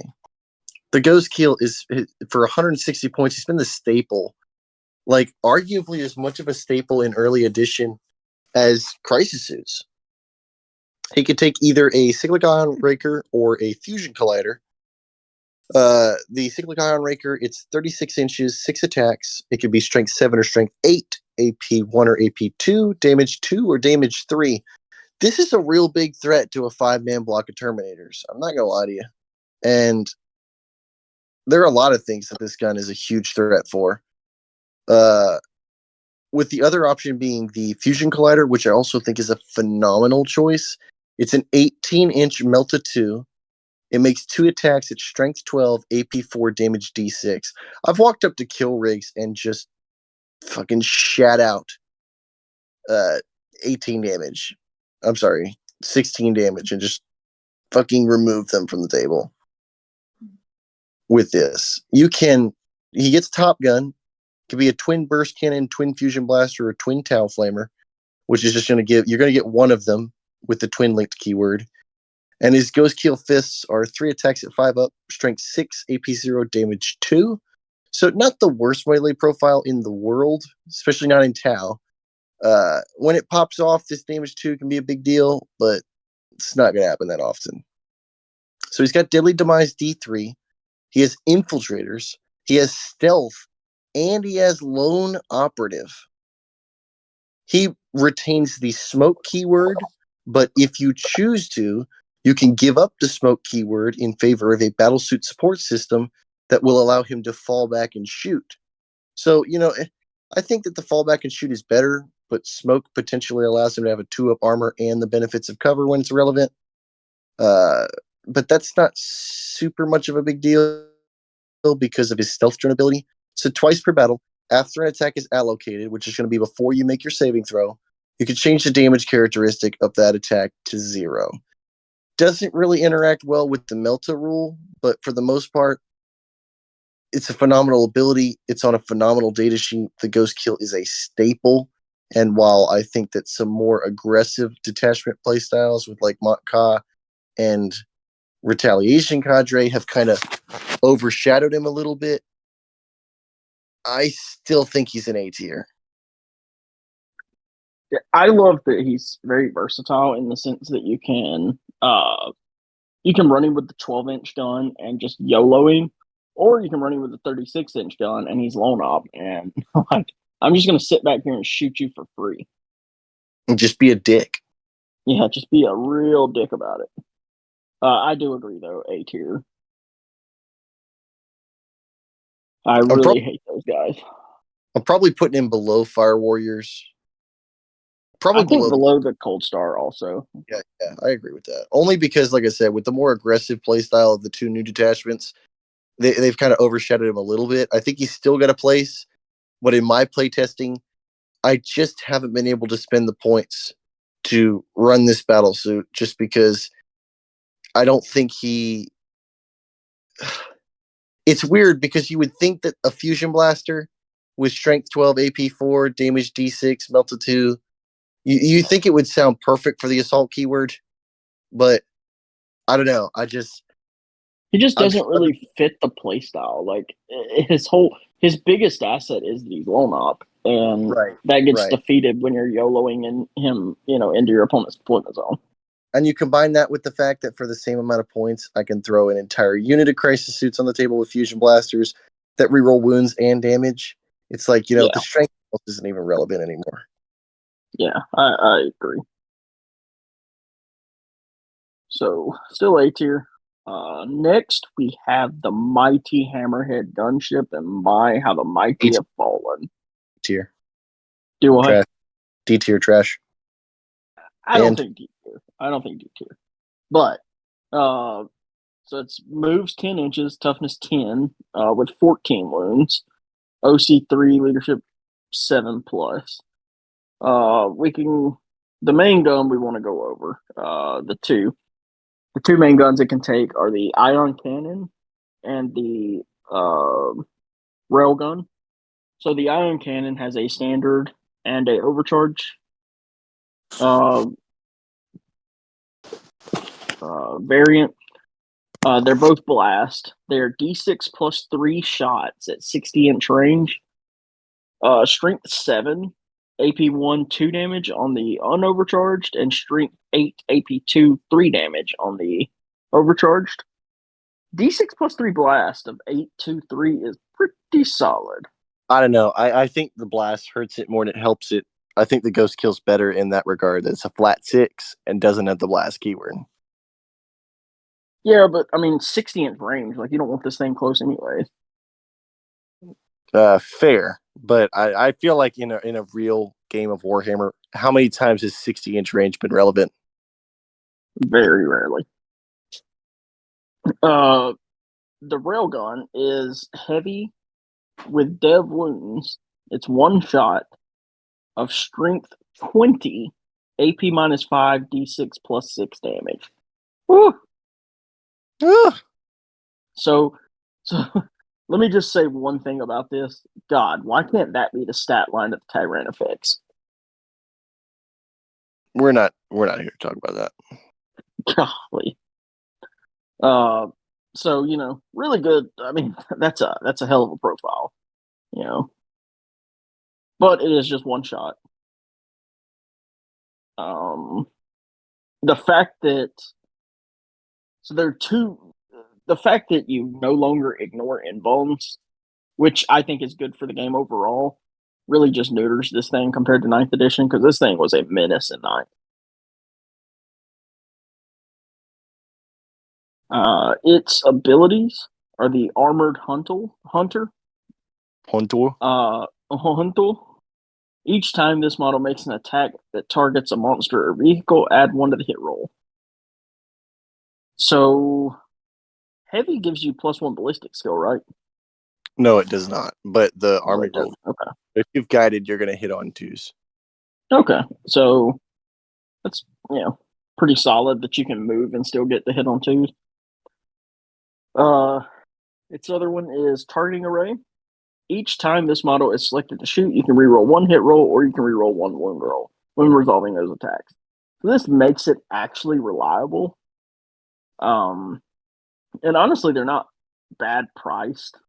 What are they, like 135? I think they're 145. Let me 140. verify that. My problem with the Hammerhead is the same problem that it's always been. With a 3-up armor save, it is very fragile. It is toughness 10, but the 3-up armor save, it's 130 actually, but a couple of broads would take this off the table. And when you've got a weapon that makes 1 shot, you're asking for the dice to fuck you, in my opinion.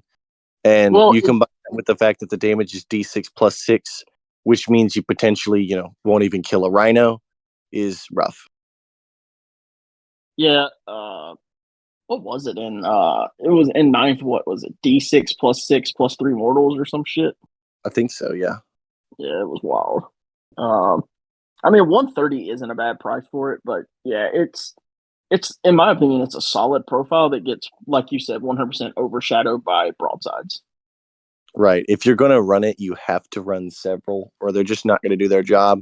And unfortunately, you're going to see the Skyray gunship, in my opinion, kind of is outclassing it for damage, in my opinion. Yeah, because you get more shots. I don't think this thing is D tier. I think probably I would definitely rather have it than that Kroot character. Oh, no, absolutely. I would say top of C tier. Yeah, so would you rather have it than Darkstrider? Oh, fuck yeah. Fuck yeah. So we'll just put it top of C. We'll put it ahead of Mr. Fireblade also. Yeah, I agree with that. So now you get to talk about Kroot. Nope. Come on, Tony. not. All right. So we've got a Crutox Rider. What do you do?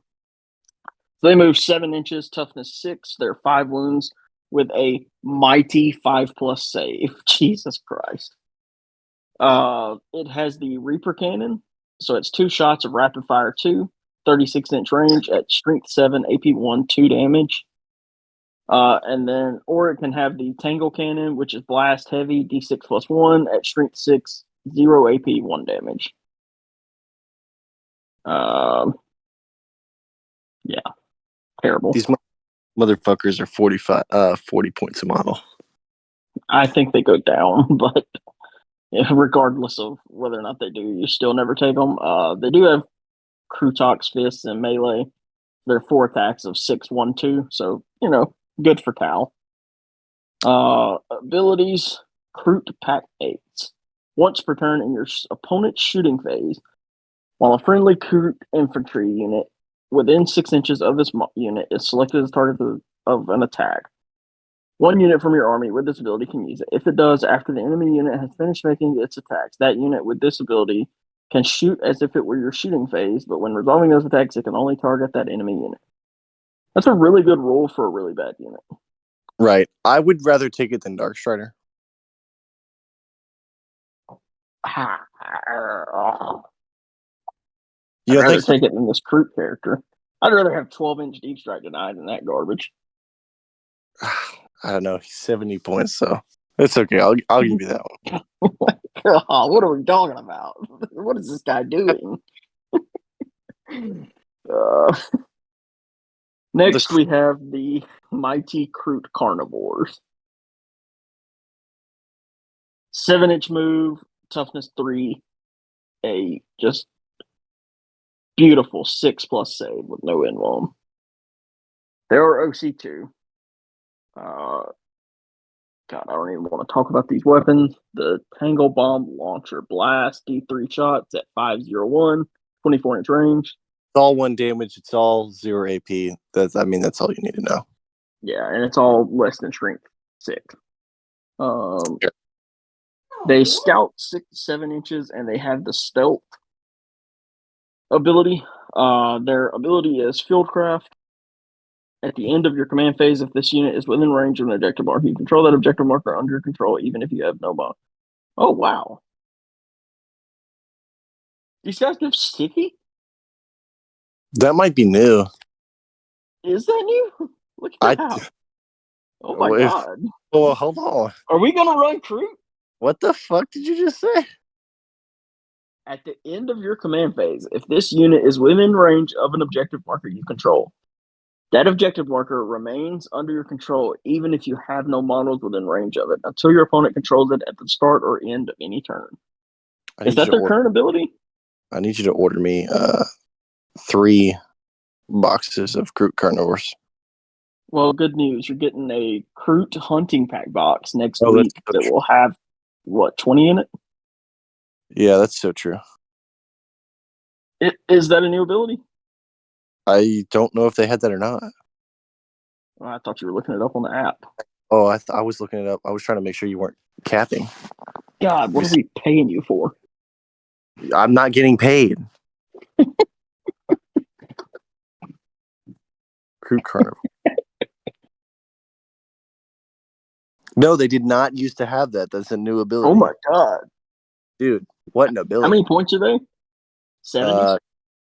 Currently, they are 55. Oh. Change my mind. Dude, Crute's back. Oh my God. What an ability. S what a tier. glow up. No, I wouldn't say that. I was kidding. I was going to say high. I legitimately put them. I put them bottom B because I think I still would rather have crisis suits. Fair. But I mean, they're B tier. Like, if they stay 55 points with that ability, I'll put 20 in my list. Oh, for sure, because they're going to come out of strat reserves and be fucking dicks. And OC too. I think the idea in Mont Ka that you come out of strat reserves, make a 9-inch charge and just caveman ass beat a unit of cultists to death, sticks and lethal hit because you can, and then sticky the objective is fucking entertaining to me. Well, Hit 'em with here's the thing. rock. Here's the thing. They scout 7, and then they move 7, so that's 14 inches. You can easily throw these guys out on a side objective and sticky at turn 2. Oh yeah, for sure. Like that's yeah. All right, Cruder back. Back Oh like wait, that. that wasn't the Crute. That wasn't the Crute Carnivores. You This is the dumbass. Crute Carnivores. That's the I flesh don't know shape. what that guy is. We'll talk about him real quick. I'll go ahead and place him where he's going to be. I'm just gonna run down the flesh shaper real quick because Willis is fucking useless. Sorry, it's the trail shaper. So his gun doesn't matter, blade doesn't matter, infiltrator, leader. That's the war shaper. Or maybe no, you're right. That's the trail shaper. Trail finding. Once per turn, when an enemy unit ends a normal advance or fallback move within 9 inches of this model's unit, if it's not with engagement range, you can make a normal move up 6 inches. And after both players have deployed their armies, and determined who has the first turn. Okay, that's way stronger than most of these abilities. You can redeploy this model's unit and one other friendly crew unit. When doing so, they can be placed into strategic reserves regardless of how many units are already in strategic reserves. After first turn is decided, that is pretty good. C tier. If this applied to anything but Crute, good lord. I mean, if it applied to Tau Empire, I would run it in a regular list. I think it's better than the other one. I agree with that. Boom. All right. Oh my! Fucking piranhas. People have started talking about them again now that Tetras aren't as meta, and I'm like, did you people ever read this data sheet? God, you remember how Josh used to love these things? I just... So the piranhas are a 14-inch movement, which is... They're quick. They're toughness 7. They're 7 wounds. They're a 4-up save. OC2. 7-up leadership. They're good. They can be equipped with... I mean, let's be real. You're giving them the fusion blaster, if you're giving them anything, and then they have 2 secret missiles. So the Piranha Fusion Blaster is just a regular tap fusion blaster, but it has melt of 4 instead of melt of 2, which is pretty fucking good. If you do give them the burst cannon, it is 4 attacks at strength 6, AP 1, damage 1.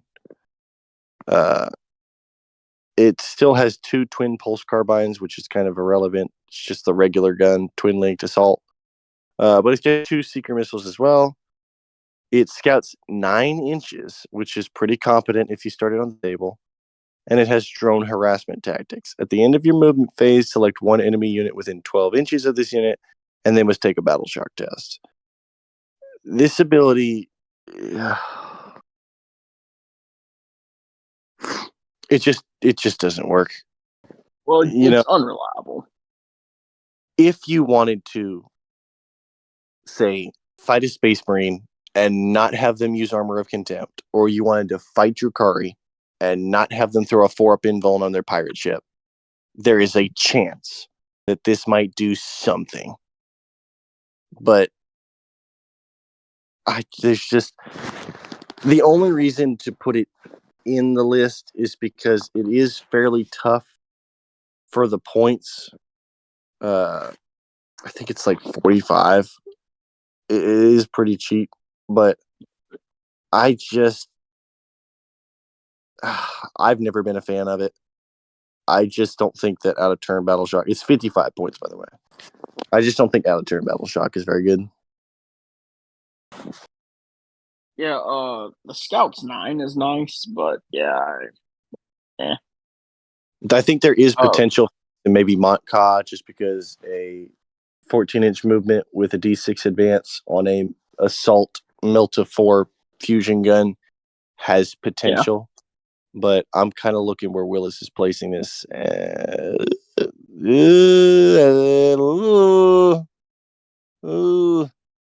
would Better. back it. I would back it back behind the Fireblade if it was me. I put him behind Dark Strider. Okay. You want to take this next one? Is that the Razor Shark? Yeah, this one's basically a meme.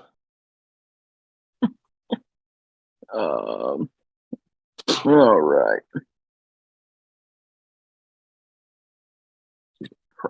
All right, Razor Shark. It is aircraft, so 20-inch move. Toughness 10, 12 wounds, 3-up save, no OC. It can have an accelerated burst cannon, missile pod, the quad ion turret. So standard, it is 8 shots of 711. Overcharged, it is 8 shots of 822. Twin linked. It does have a seeker missile. Its ability, ground strike fighter. Each time this model makes a ranged attack that targets a unit that can fly, that cannot fly, add 1 to the hit roll. It comes with it does come with 2 seeker missiles. So it's 105 points, Willis. What the fuck? How many points? 165. Yeah, I think I'd rather have a hammerhead than this thing. Instant D tier.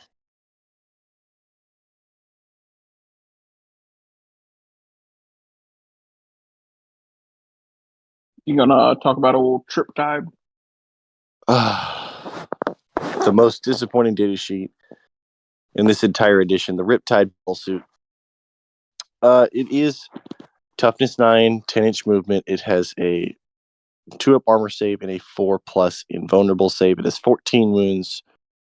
So OC 4, which is not bad. It can take the heavy burst cannon, which is 12 attacks at strength 6, AP 1, damage 2, which is kind of. Or it can take the ion accelerator, which is just as unimpressive. It's 72 inches. You get 6 shots at strength 7, AP 2, damage 3. Or can overcharge for 8, 3, 4. It can take a twin fusion blaster, twin plasma rifle, or twin smart missile as the top gun. And its melee is, the ghost kill. It's 6 attacks, strength 6, damage 2. It can fall back and shoot. It can ignore negative modifiers to its hit roll. And once per battle, in your shooting phase, select 1 ranged weapon equipped by this model. Until the end of the phase, that weapon has the devastating wounds ability. Oh, how the mighty have fallen. We've said it before. At this point, I would cut off my left foot if Games Workshop would just give it strength 9, strength 10, and overcharge at this point. I mean, anything. Literally anything. Give me anything, please. Yeah. I still think it's a really solid unit because of its durability. 2+ save with toughness 9, 14 wounds, and a 4-up invuln is, it's solid. I think you get more durability out of the ghost kill, in my opinion. For less points. Sure. Yeah, I mean, sure. I just think the ghost in every way. Yeah, I want these guys to be good, but we all want them to be good, Willis, but you have to let it go. I think I would rather have these guys than the missile pod crisis suits.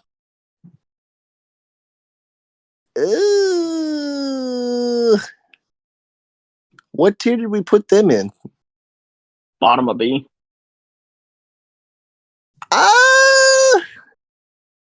I think this thing has to go in B tier.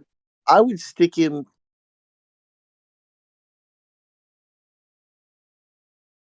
They reroll all hits, though.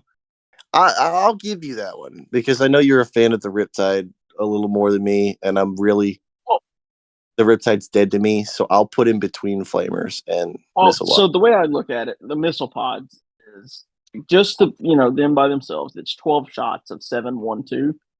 This is 6 shots of 834. I would just rather have that.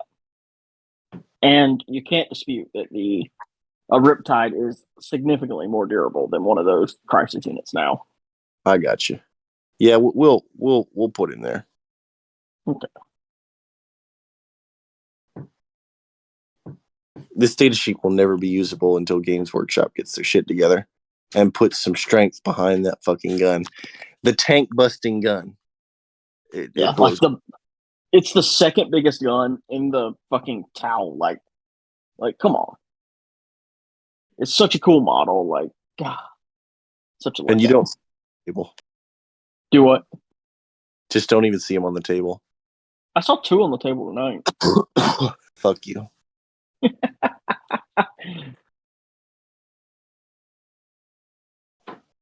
Do you want to talk about Pathfinders since we don't really have their sheet? Or Well, I mean, they're unchanged. okay, You know, they're just fire warriors, except they're going to be your special weapons unit of fire warriors. Now, a couple things that they do have that's a little bit spicy is, you have the potential to take ion rifles, which are now all of their special weapons hit on 5s, which is the thing that hurts them the most. So while it's got a rail rifle in there for strength, which, okay, the rail rifle in this unit is strength 10, AP 4, damage 3, dev wounds heavy, 30 inches.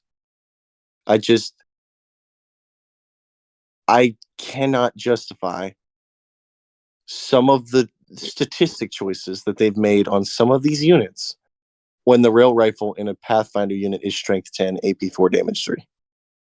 Devastating wounds. And it's weaker, or it's stronger than the fucking Riptide gun. Like, better than the Rip. What a crying shame.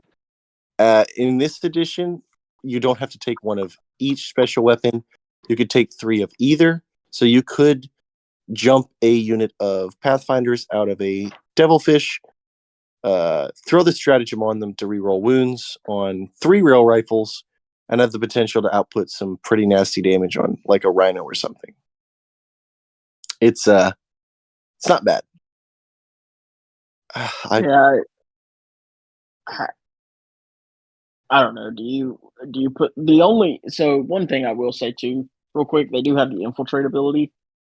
And recon, infiltrator and scout. Yeah, I just don't know that. Like, I don't know that I put these guys in my list. I don't think I've seen you play a single game with them in 10th. I haven't used them since 9th edition, no. So they do have the ability target uploaded so that they can be used to guide a second time. They're just not really that competitive. There's not really a lot of reason to take them. So would you rather have a Hammerhead or these guys? I mean, I've never used either. That's your call, man. Basically, everything in C tier I've never even touched for the most part. I'm saying probably better. Do what? You said what was probably better? Hammerhead is better. Hammerhead's better? Yeah. All right. Oh, the bane of my existence, this next unit. I was so hopeful. So the Crutox Rampagers. We had a lot of cool theories about these guys. The GW decided that they should instead suck. It's so funny that you and I got into an argument about you said they were going to be like 35 points a model with a 3-up armor save. I said they were going to be 45 points a model with a 4-up armor save. And they're like, what? Like 50 points a model with a 5-up armor save? I thought they were cheaper than the Crutox Riders. No, they're no. Nevertheless, well, I think they will end up about 35 points, but Jesus Christ, I wouldn't pay that for them. Plus, what the fuck? So they move 6, they're toughness 6, they have 5 wounds. They move 6? No, they move 7, I'm sorry.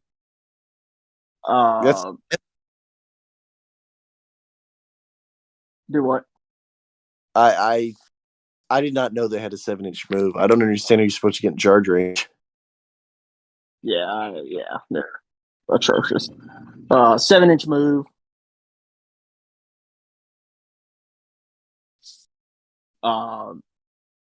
I mean, their melee profile. I'm not even going to talk about the shooting. It's a fucking hunting javelin assault 401.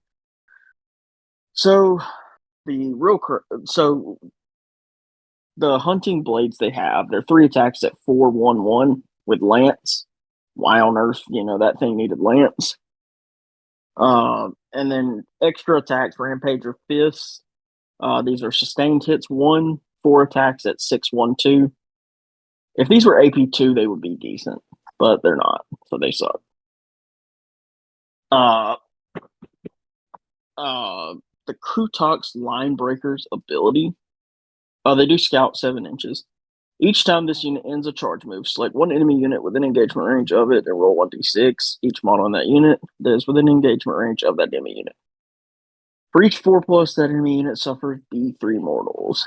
If one or more enemy models are destroyed as a result of mortal wounds, that the enemy unit must take a battle shock. Yeah, terrible. I think that they would be pretty good. They're just way, way too expensive. Because I think they throw out a bunch. I mean, you're talking one of these models makes 7 attacks in melee. So a 6-man block is like, I'm having a brain fart. A bunch of attacks in melee. But I think that the strongest thing is the line breaker ability. Has a lot of potential. And so I would honestly put, I'm not going to lie to you, Willis. I kind of would put them above the piranhas for me. I disagree. I'll put them as the top. I'll put them ahead of the other crew units, but I would rather have a piranha. Now, if these guys are 30 points, sure.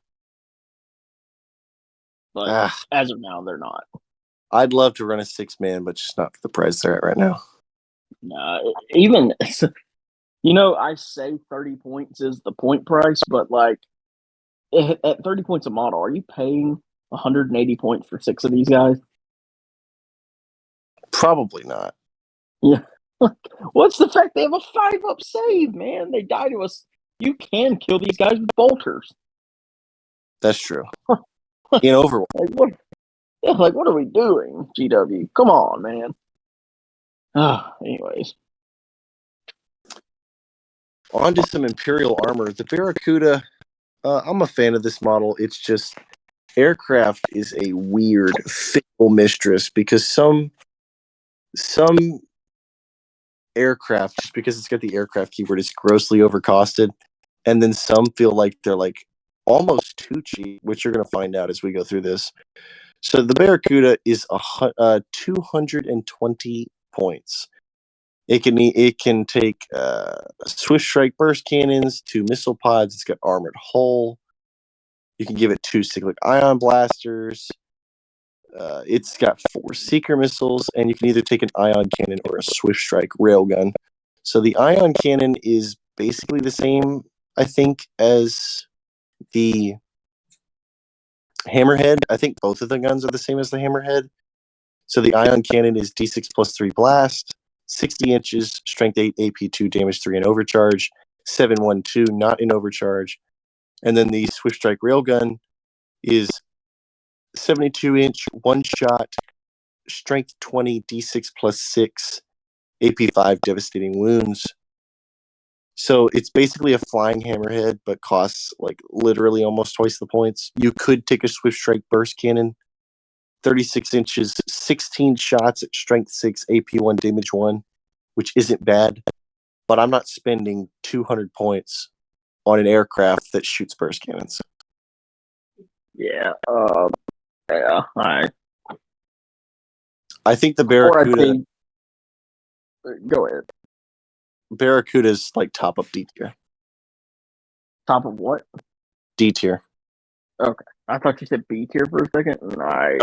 Okay, yeah. I was like, whoa. Willis, did you put the next unit in here to piss me off? No, to be fair, are they really going to Legends? Yes, they're gone. Okay, so I didn't know that when I did this. I saw your thing in Discord a day later, or today. So S tier. yeah, we'll move these bad boys on. All right. I'll let you talk about this guy because I don't know which one it is. That should be the Yavara. So I think that the Riptide variants have a lot of potential in the new detachments, just because a lot of the Imperial armor hasn't really been looked at because it didn't really work in Caldeon. But I think there's a lot of potential in the two unit detachments, particularly for the Yavara. So it's got a regular Riptide profile. It's walking around with toughness 9, 10-inch movement, 2-up save, but it's got 15 wounds, OC4, and it only has a 5-up invuln save, which sounds rough.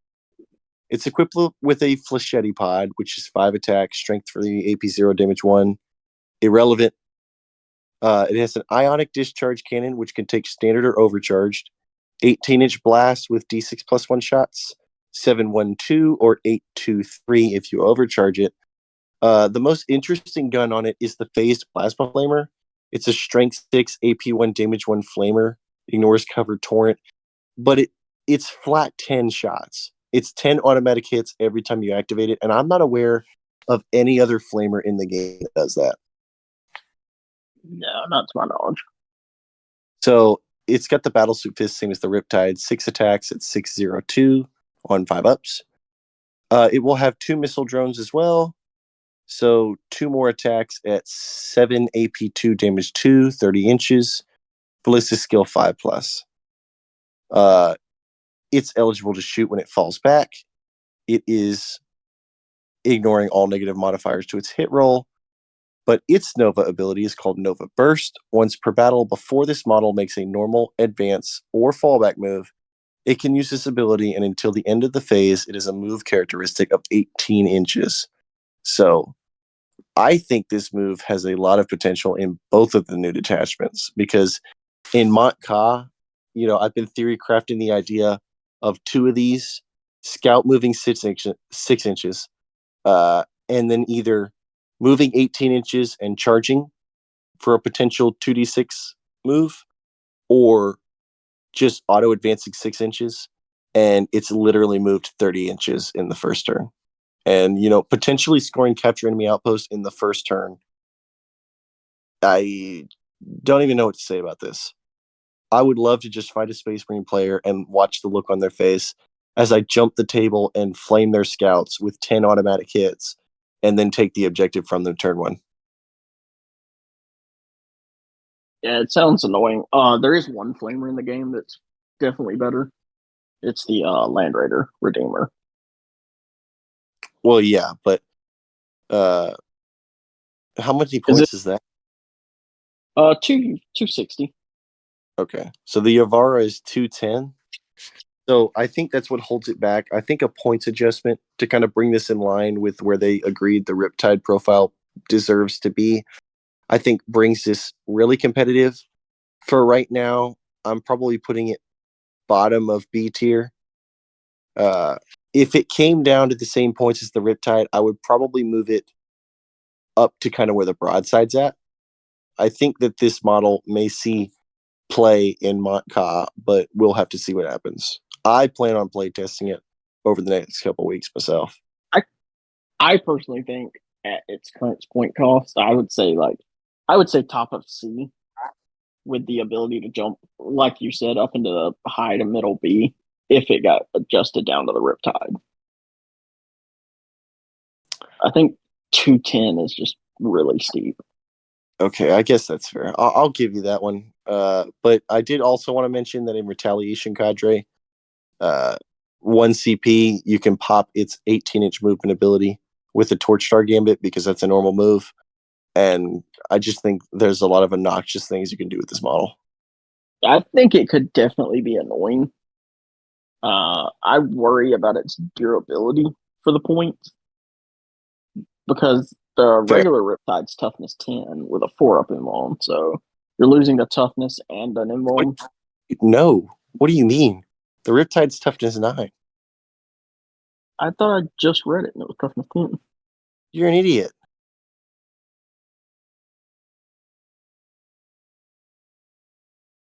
Oh, okay, yeah, toughness 9. You goon.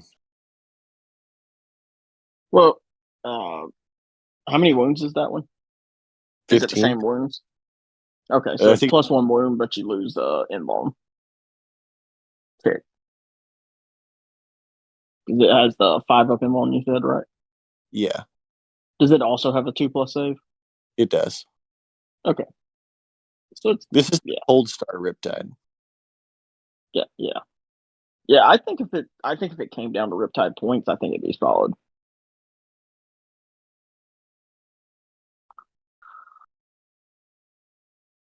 Um, Up next we have the Sky Ray gunship.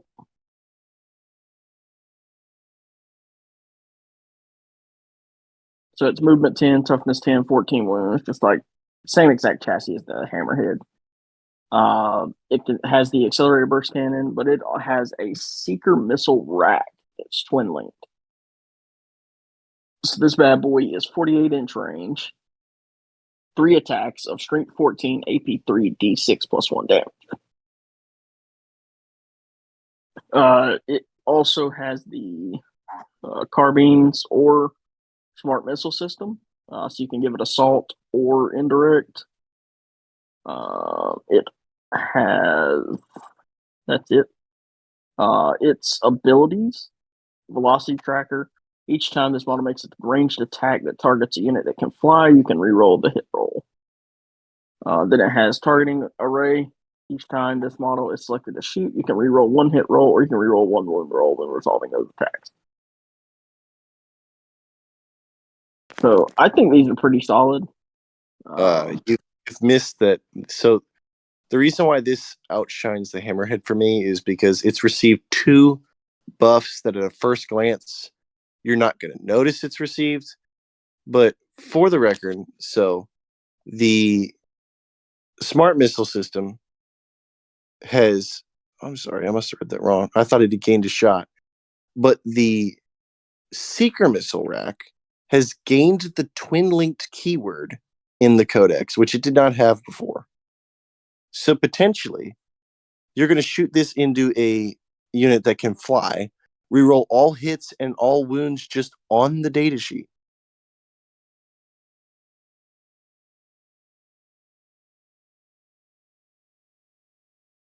Yeah, yeah.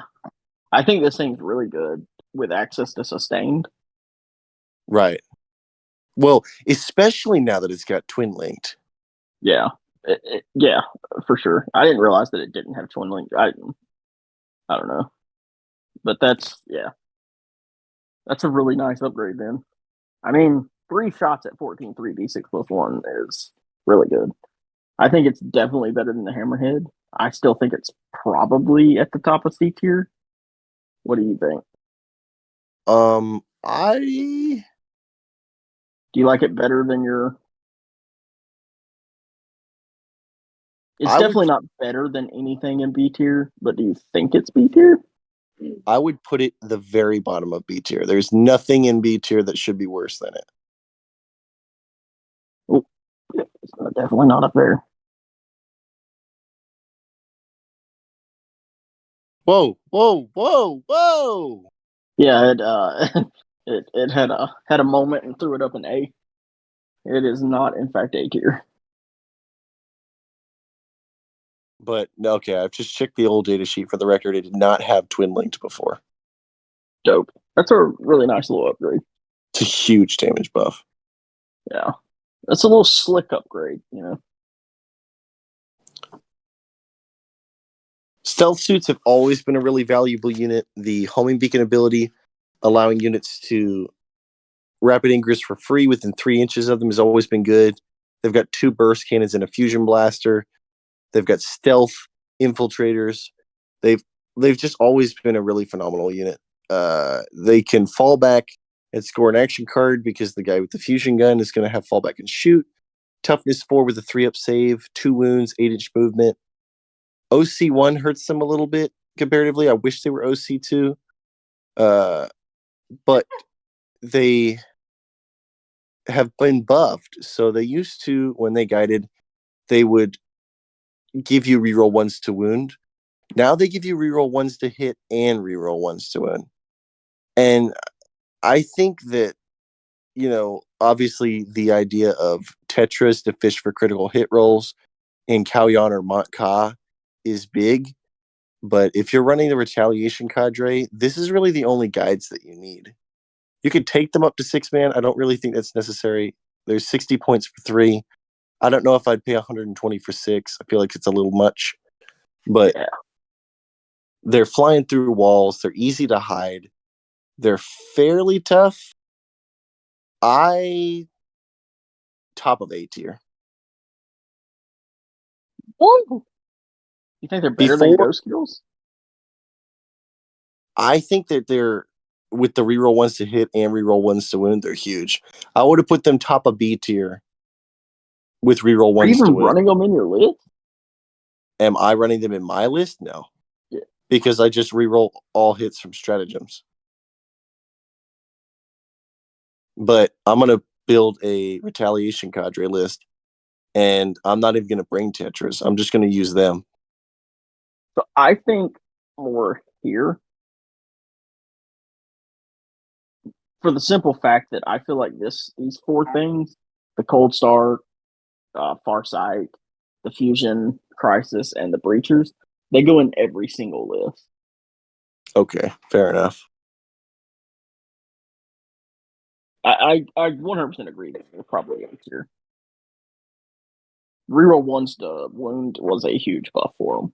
Hey, where is the supremacy armor on this list? Did you not put it in the tier list? Oh, I must have left it out on accident. I had it wrong. We'll just use the tactical drones to represent it. No, I have a thing for it. I must have just missed it. This is embarrassing.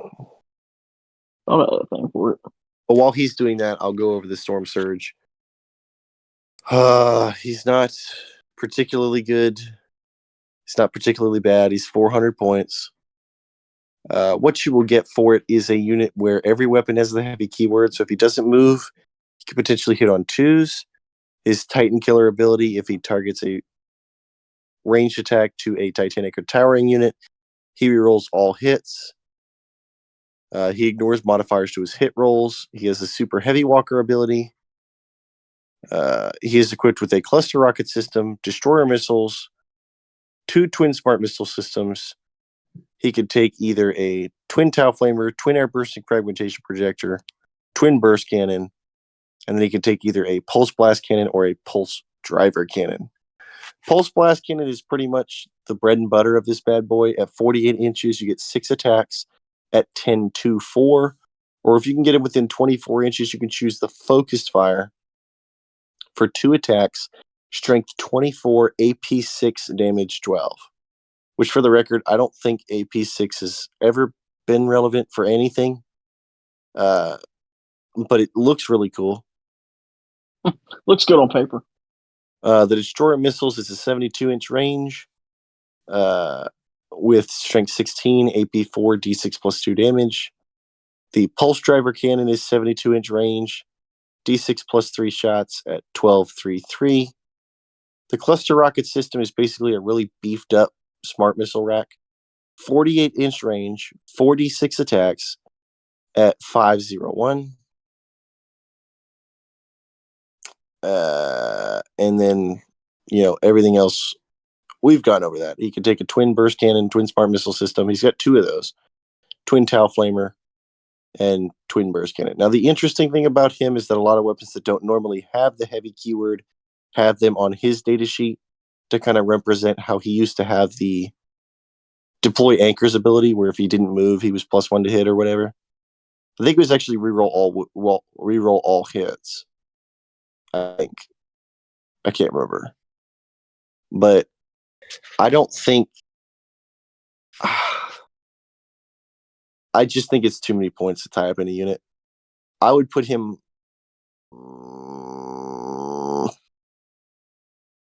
I would honestly put him below the Hammerheads. You said below the hammerhead?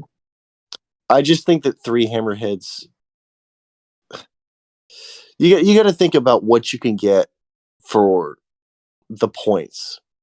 For 400 points, I can run 3 units of fusion blasters. I can run 3 hammerheads, give or take, and all of his other weapon systems, if you're not running Mont Ka, are basically irrelevant. They lack the strength to punch damage through. If you guys split fire, they hit on 5s. It's just super relevant. I think in Mont Ka, he has some potential I might try and tap into, because if you're rerolling hits all the time, just take the heavy keyword and let it ride. But if not running Mont Ka, I kind of think he's pretty useless. Also, I don't even he does not have the battlesuit keyword either. So Oh no. So he's literally useless in retaliation. literally useless in retaliation, Cadre.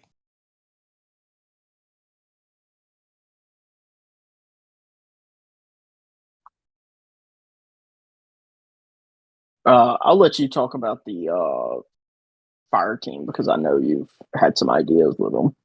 So the strike team before was completely useless, and now it's just almost completely useless, which I do appreciate. So it's got the same profile as the breacher team, but instead of pulse shotguns, you can either take carbines or rifles. They do obviously all still have pistols, but the carbines, you'll get 20 inches, 2 shots each. And then if you take rifles, you will get a 10-inch range for 1 shot, but you will get rapid fire 1 at 15 inches. So it's kind of a trade-off. They're pretty much the same. It almost doesn't matter which one you do. But, and they could take the same drones and everything. So they're -1 to wound. So their new ability, Suppression Volley. In your shooting phase, after this unit is shot, select 1 enemy infantry unit hit by 1 or more of those attacks until the start of your next turn. While this unit is on the battlefield, that enemy unit is suppressed. While that enemy unit is suppressed, each time a model in that unit makes an attack, subtract 1 from the hit roll. So that works in ranged and in melee. So it potentially can neuter a lot of firepower from, like, say, a unit of orcs being -1 to hit and shooting, -1 to hit in melee is potentially really good. I think, hitting a unit of Exalted 8-bound and making them hit on, 4s instead of 3s has a lot of potential as well. You can also, theoretically, at the same time, use Mont Ka's Pulse Onslaught, which will be whenever a Tau Empire infantry unit has just shot and hit an enemy unit that's not a monster or a vehicle. So this one is any infantry keyword, not just specifically infantry, but it'll shake them for -2 move, -2 advance, and -2 charge. So you can really devastate a Black Templars. Eat your heart out. I think it's a really good ability.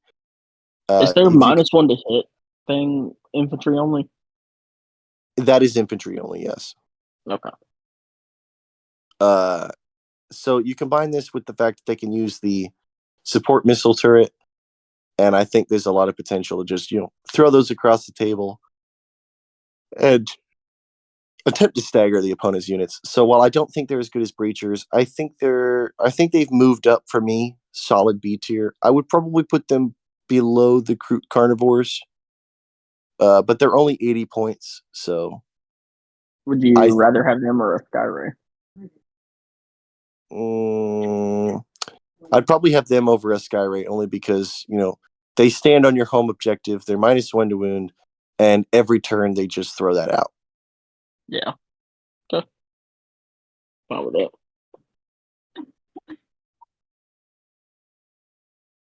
That'll bring us to the Sun Shark. So this guy is another aircraft. It is only toughness 9 compared to the toughness 10 of the Razor Shark. Still 12 wounds, moves the 20 inches, whatever. Weapons, it has a missile pod. Has a twin missile pod. or it can have a twin missile pod. It can be equipped with 2 seeker missiles, and it has the twin ion rifle. So this thing is 3 shots of 711 or overcharged, 3 shots of 822, and it has 2 of these, so it would be 6 shots of those. Its ability is pulse bombs. Each time this model ends a normal move, you can select one enemy unit it moved over during that move and roll 66 for each 4 plus that enemy unit suffers 1 mortal. So it's basically just a free grenade strat. How many points? I'm sorry? How many points? I don't know. You're the cow player. It's 150 points. Ooh. I don't know. I mean, that's not as egregious as the other one that was 165, but I don't. Welcome, Nurgle Matthew. Welcome to the stream, brother.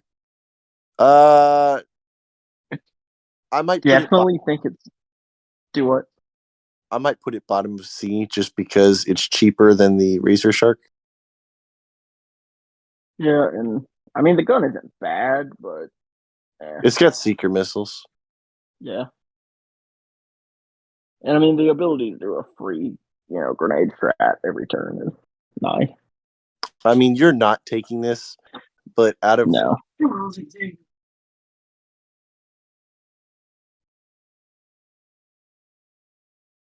On to the Giga Chad, the KX 139 Taunar Supremacy Battle Armor. This bad boy carries some serious firepower. It's going to take a minute to read through this. He's a monster. So he's equipped with, he's going to have 4 smart missile systems. He's going to have 4 burst cannons. And then you can equip his arms with either tri-axis ion cannons or fusion eradicators, 1 and 1 or 2 of one or 2 of the other. And then you can equip his shoulder mount with 3 pulse ordnance multi-drivers, 2 Nexus missile launchers, or 1 heavy rail cannon array and 1 fragmentation cluster shell launcher. So those profiles, the burst cannons are just regular 18 inches, 4 attacks at 501. The fragmentation cluster shell launcher is a 24-inch blast, 2d6 plus 6 attacks at 611. The fusion eradicators are pretty nasty. It is 24 inches with melted 3, 5 attacks each. So if you take 2, it would be 10 attacks. Strength 10, AP 4, damage D6 with, yet again, melted 3. So pretty nasty. This is the big boy. The heavy rail cannon array is a 120-inch range. It makes 2 shots, strength 26, AP 5, damage 16 with the heavy keyword and the devastating wounds ability. Oh my god. This gun, it's a monster. The Nexus missile launcher is kind of gay. So you could take 2 of these. 36-inch range, it would be 16 attacks at 832. So not terrible, but I just, in my opinion, out of the 3, it's not the worst. I think in this edition you really have to run the rail cannon, but the pulse ordnance driver, you get 60 inches, which is almost double the Nexus missile launcher. You'll get 3 of them, so you'll get 24 attacks instead of 16. It's only at 513, so you get less AP, but it's got anti-infantry 2 up. I don't know. I guess there's an argument to be made that I don't know. I think I'd rather just take the ordnance drivers. If I just don't think I'd ever run the missile launchers. Yeah, I agree. Obviously, he's got 4 smart missile systems. He's got 4 burst cannons. You can take 2 tri-axis ion cannons instead of fusion eradicators if you want. They'll be 36-inch blast, D6 plus 3, Strength 8, AP 2, damage 2, or you can overcharge them for Strength 9, AP 3, damage 3. So the way I usually kit mine out when I'm running it is with 2 Fusion Eradicators and the Rail Cannon with the Cluster Mine Launcher. Now, I do think there's an argument to be made that it doesn't really matter if you overcharge them, that you could take the Triaxis Ion Cannons because it's like monstrously strong in itself. Like 2d6 plus 6 shots at AP 3, damage 3 can fuck some shit up. Not gonna lie to you. But at the same time, I love the idea of Josh walking those Nightbringers up to 12 inches for a charge and me hitting him back with melt to 3d6. I think that, like the Storm Surge, I think the Town Arch Supremacy Armor has a lot of potential in Mont Ka because you can potentially not guide this unit and just fish across the table with all these reroll hits that you've cast with your stratagem and potentially just fish for lethal hits on a really strong unit. If you do guide him, he has an inherent ability where each time he attacks his spotted unit, he rerolls a hit roll of 1. Obviously, he's got the super heavy walker ability, but as it stands, he's 790 points. So while I think he has potential in Mont Ka, I really think the 600 point range is fair for this unit. He's been nerfed pretty heavily because of towering, and unlike knights and stuff, he was never really reverted when that was changed. I see Willis has already put him on the table. I pretty much agree exactly with where his placement is at. For 790 points, no model is going to be worth investing half your army into. I think if he was 600 points, he would be a competitor to the Storm Surge because really that's all he is. He's a bigger, meaner Storm Surge. 600 points, maybe 640 would be the right cost. But I would flirt with the idea of running him again in Mont Ka if he was 685, like at launch. But I think 600 is probably the right cost. Yeah, I really wanted to put him here, Tony. But out of respect for you, I didn't. Thanks, man. You're a good guy. Don't you fucking put him back. I'll put him back. He's not worse than Crew Talks Rampagers. that was the point. Oh, God. I mean, we don't really need Tetras. You guys know what to do. You guys know Tetras here. We don't really need to discuss it. I think they're less value in Retaliation Cadre, but I think they're still a staple. And I think that any list should have a unit of Tetras in it because when it matters, they're huge. And I really just think if you're building a Tau list without them, you're missing a lot of potential. They're a 14-inch movement action monkey. They can cast reroll all hits. They've got the marker-like keyword inherently. They're just and vehicles. So even if they're tied up in engagement, they can still guide. They're also just annoying to kill. They're like 7 wounds each. Oh yeah, I would say bottom of S tier, but definitely S tier for me. Okay.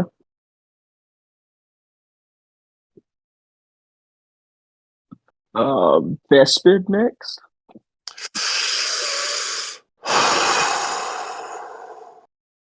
Goddamn. Don't have a current data sheet on these guys. Yet again, I had read they were unchanged as well. Vespids were they did these guys wrong.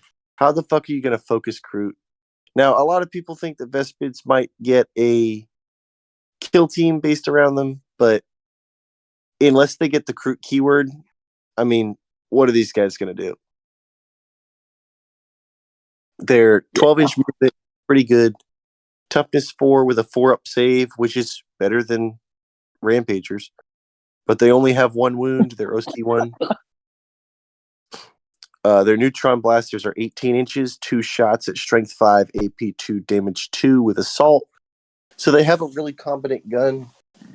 And you take them in units of 5. It's 65 points. So it's actually a really competent unit, but the fact that they don't have any keywords that, technically there are some buffs in Kalyan and Montka that they could be hit with, but I really think that not implementing them into the Kroot detachment was a shame. Well, you left out their best thing about them, which is Well, their ability.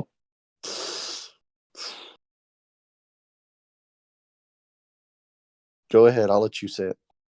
At the end of your movement phase, if this enemy unit is not within engagement range of any enemy units, you can remove it from the battlefield and place it in strategic reserve. That is the worst time to pick a unit up off the table.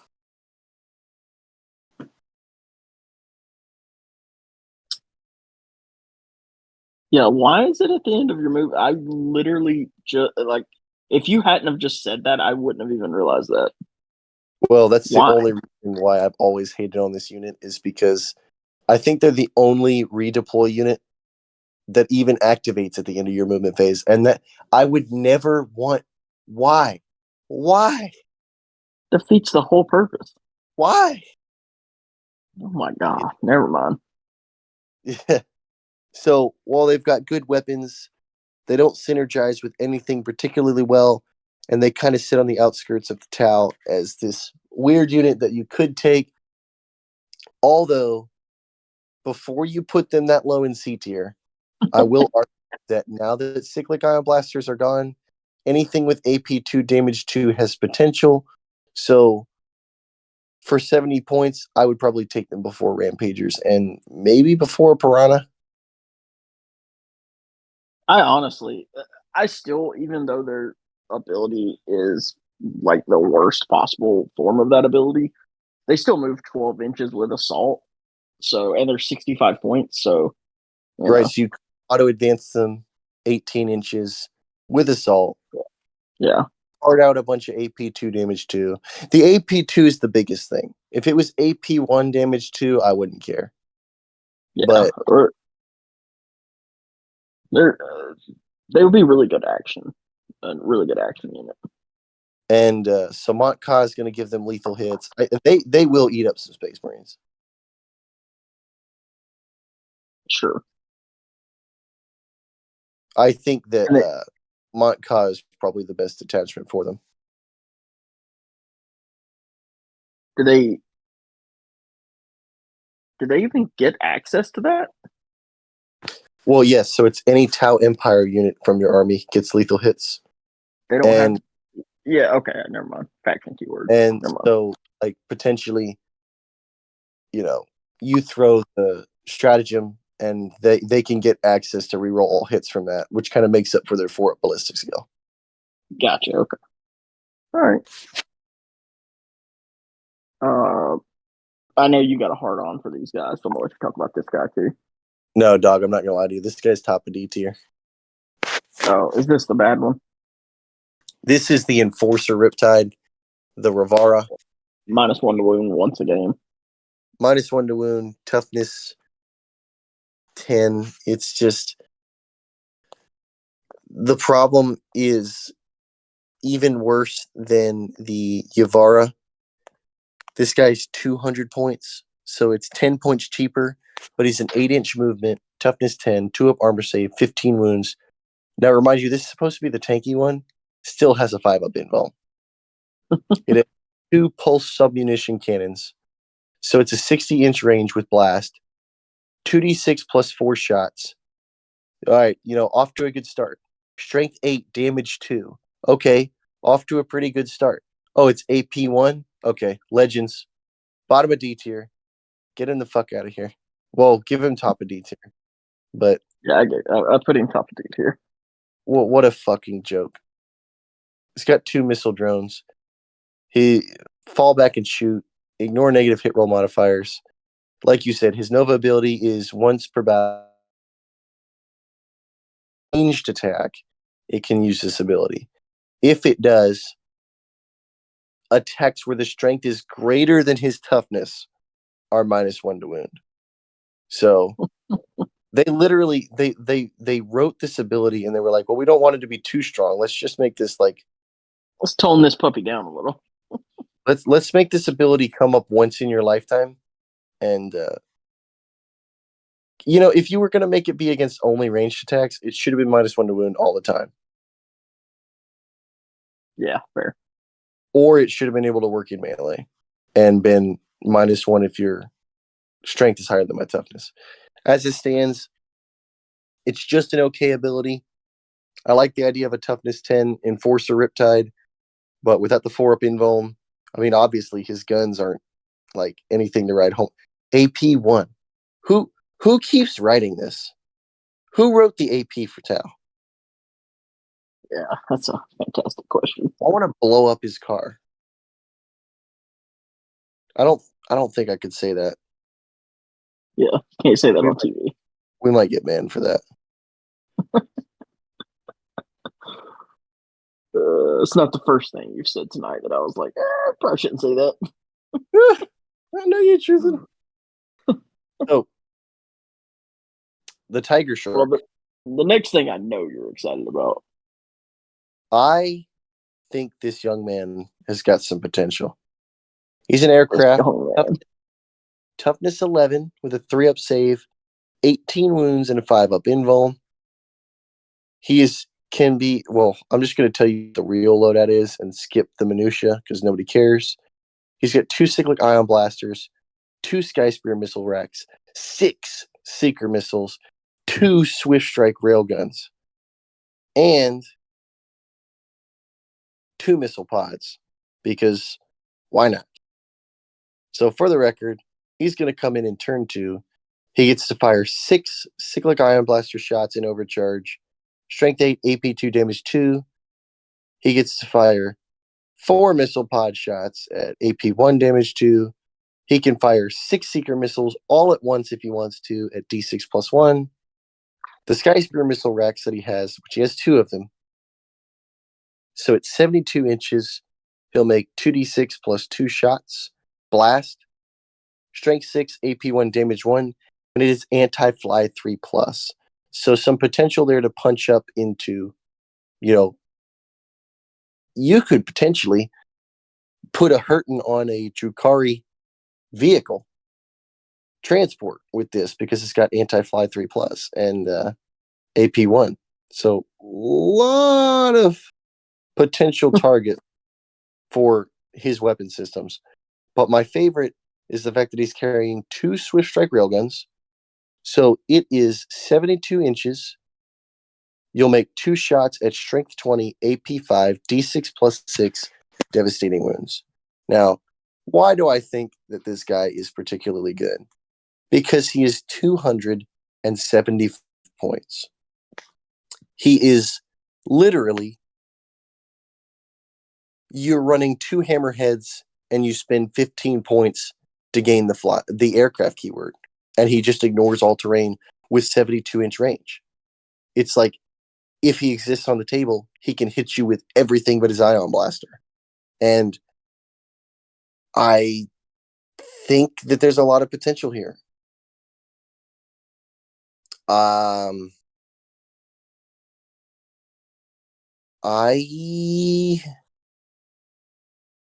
to be honest with you, Willis, I think he might be better than the Skyray.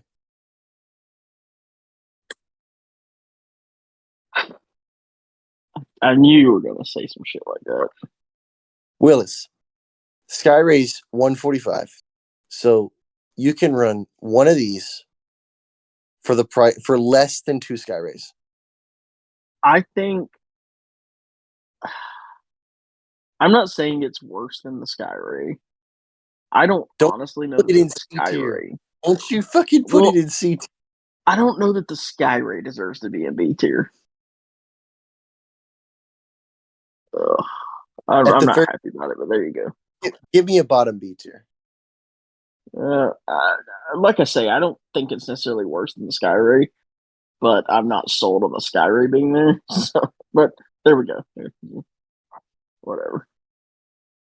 Oh my god, you're such a fucking hater. I can't stand you.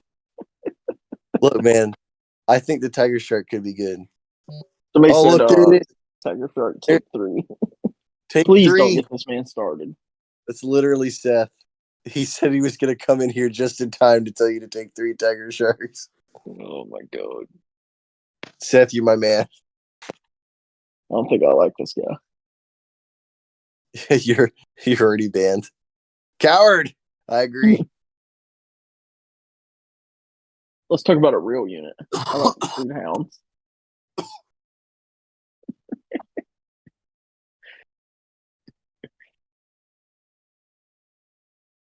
You okay over there, Tony? Yeah, I was waiting for you to talk about crude hounds. I thought you died or something. All right, Crude Hounds, what are they, 30 points? Yeah. Yeah. What can you say? They come out of strat reserves, they score you some points. They're, surprisingly annoying to kill because they're, stealth for whatever reason. And now they have advance and charge, so that's cute. Well, they're probably going to go up in points only because they're going up to 5 models in a unit, which is so fucking annoying. I wish GW wouldn't shit like that. They did that just. They did it just so that you couldn't use your old crude hounds. Yeah, you're probably right. Fucking cunts. Gotta buy their new buff Crude Hounds. I'm gonna find Crude Hounds at 30 points. I think they're easily B tier. Crude Hounds at more than 30 points. I mean, what do you tell me? They're better than a Tiger Shark, I know that. Oh, I would put them in B tier easy. I would probably stick them. I think they're tied with the Crude Carnivores. The Crude Carnivores are going to score you a lot on primary. Crude Hounds are going to be an asset for scoring you high on secondary. So I would put them next to each other. Cool. You score more points with primary, so I'll put them just slightly behind. Cool. Boy, do we save the best for last. Oh boy. The mighty Crude Warshaper. Where's this guy at? Here he is. So typical Crude stats: move 7-inch, tough 3, 3 wounds, 6 up save, no invuln. He has infiltrators, scout 7, and stealth. He has. He has. This weapon is so weird. He has the dart bow and tri-blade. 24-inch range, D3 +1 attacks, 4 strength 4, 0 AP, 2 damage, anti-infantry 3 plus assault and heavy. Like what a fucking why? Why does it need all of that? What a world. Jesus Christ. Then he has the melee profile, blade, staff, and prey hook, lethal hits, 4 attacks at strength 5, AP 1, 2 damage. He has the ability War Leader once per battle round. 1 unit from your army with this ability can be targeted with a stratagem for 0 CP, even if another unit from your army has already been targeted with that stratagem this phase. So he's basically Farsight. Right.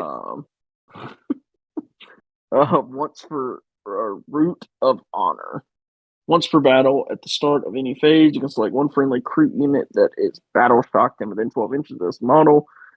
That unit is no longer battle shocked. Yay. Yeah, I mean, let's just go ahead and throw him. If you're running him, I think he's a must take. Yeah, sure. You put him above the other 2. You think he's better than the that other one, the Trail Shaper? I guess it's a tie. If you're running anything in not Crute, he's worse. If you're running them in Crute, he's better. Yeah. Honestly, who cares? They're Crute. It's fucking Crute. Which, first of all, can we talk about the fact that for this being the quote unquote Crute Codex, Look at this spreadsheet. This is not encouraging. Yeah. The only recruit units that have even made it out of C tier are two that their only design is to be fucking murdered for the greater good. For the greater good. So I think Well, that's all of it. So what do you It's think, a little Willis? depressing. Well, it's a little depressing that like we go through this and we get to the end here and we look and there's only 7 data sheets that are just like unanimous. Like you start your list with these guys in it, and even the ghost kill. Like honestly, he could go down to B for the simple fact that I didn't see one on the table today when you were playing. He's definitely fallen out of favor in my eyes for more aggressive models. Yeah. So I mean, I think in one of the reality, most discouraging is seeing the new crisis suits, man. God damn. I'm gonna be real with you, man. You could have put like the missile pod ones in top of C tier or bottom of B tier, and I wouldn't even have batted an eye at you. The new crisis suits are not good. They with the exception of the fusions. I need to see the points on these guys desperately. Yeah. Yeah. You know, Tau, they act like they want them to shoot these big ass rounds, so they cut out your volume of fire and try and reduce it in any way they can, but they won't give your single shots the real weight to carry themselves through any particular engagement. And that's where the struggles. You know, that's why the cyclic ion blaster crisis spam became so competitive to begin with, is because you guys didn't give us any AP. You guys didn't give us any strength. You guys didn't give us any damage. No damage that we could carry through the table. So what were we supposed to do? Then you remove that and go, why aren't you guys happy? Yeah. If you want us to have these big ass elite guns, make them big ass elite guns. If you don't want volume of fire, give my fire some weight behind it. Let me carry this shit through. Give the Riptide strength 10. I swear to God. But anyway, I think Codex Tau, I'm gonna rate it equal to whatever you want to rate Index Tau. I would give Codex Tau the exact same. Do I think the army's as strong as it was in the Index? Fuck no. But I think there's enough new tools to play with that I don't think it's necessarily weaker, like everybody else is saying. And I think that we'll probably see crisis suit points get cut and crew points get cut. And I think that will help a lot.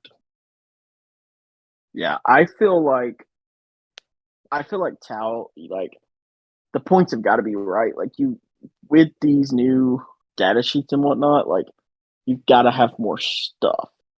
Like you need more stuff to play with Give because Vespin you're, word. yeah, like you're because the stuff you have just it's not what it was, and yeah, So before I we still end, I want to give an honorable mention to those that we've lost. Onva, the legendary 2-up invulnerable save bullshit. what a Chad. Rest in peace. Died in the lore too. Tragic. Uh, Onshi, the weirdest model in, like, I'm not even mad. Like, I'm mad, but I'm not mad. He's an ethereal with a strength 5 melee and gets a special ability when you get him in melee. But it's like, did you guys forget that he leads fire warriors? You're telling me I have to charge 10 fire warriors to watch him spin in a circle? You guys are fucking stupid. So no, Oh god. there. Tactical drones. I think you and I were talking about all the potential with tactical drones in the new codex the other night, and we were talking about, man, if they were like 40 points, blah blah blah, and then they just out of the codex. Fantastic! What a time to be alive. Literally, you know how many fucking drones I have, Willis? I swear to God. Man. Fuck Games Workshop. You know how many cyclic iron blasters you have? Yeah, no shit. Oh, I have so many drones and so many 6 iron blasters, and they're just going in the fucking shelf. Put those puppies in a storage container. Don't fucking throw them away, because in 3 months, when 11th edition comes out, they're all going to be back, and they're going to act like it's a big favor they did us, and it's like, you guys took it away. Oh, God. And then the biggest loss, in my opinion, to the Codex, because for one, you're going to see a lot of people online complaining, not just with the number of detachments, but what they are. You know, Kalyan and Motka was expected. Battlesuit is cool, but there's no bore concept kind of detachment. There's no detachment that benefits you for running vehicles. You can't really buff your vehicles. You can't buff your tanks. You can't buff your aircraft. It's battlesuits or Tau Empire. That's what you get.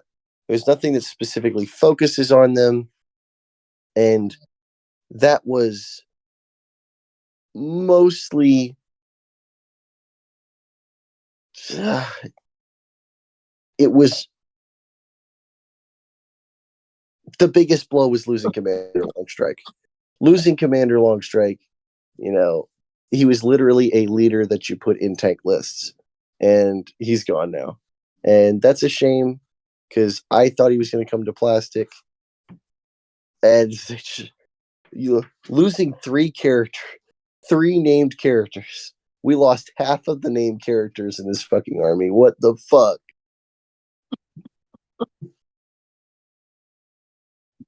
Yeah. Yeah. Definitely interesting.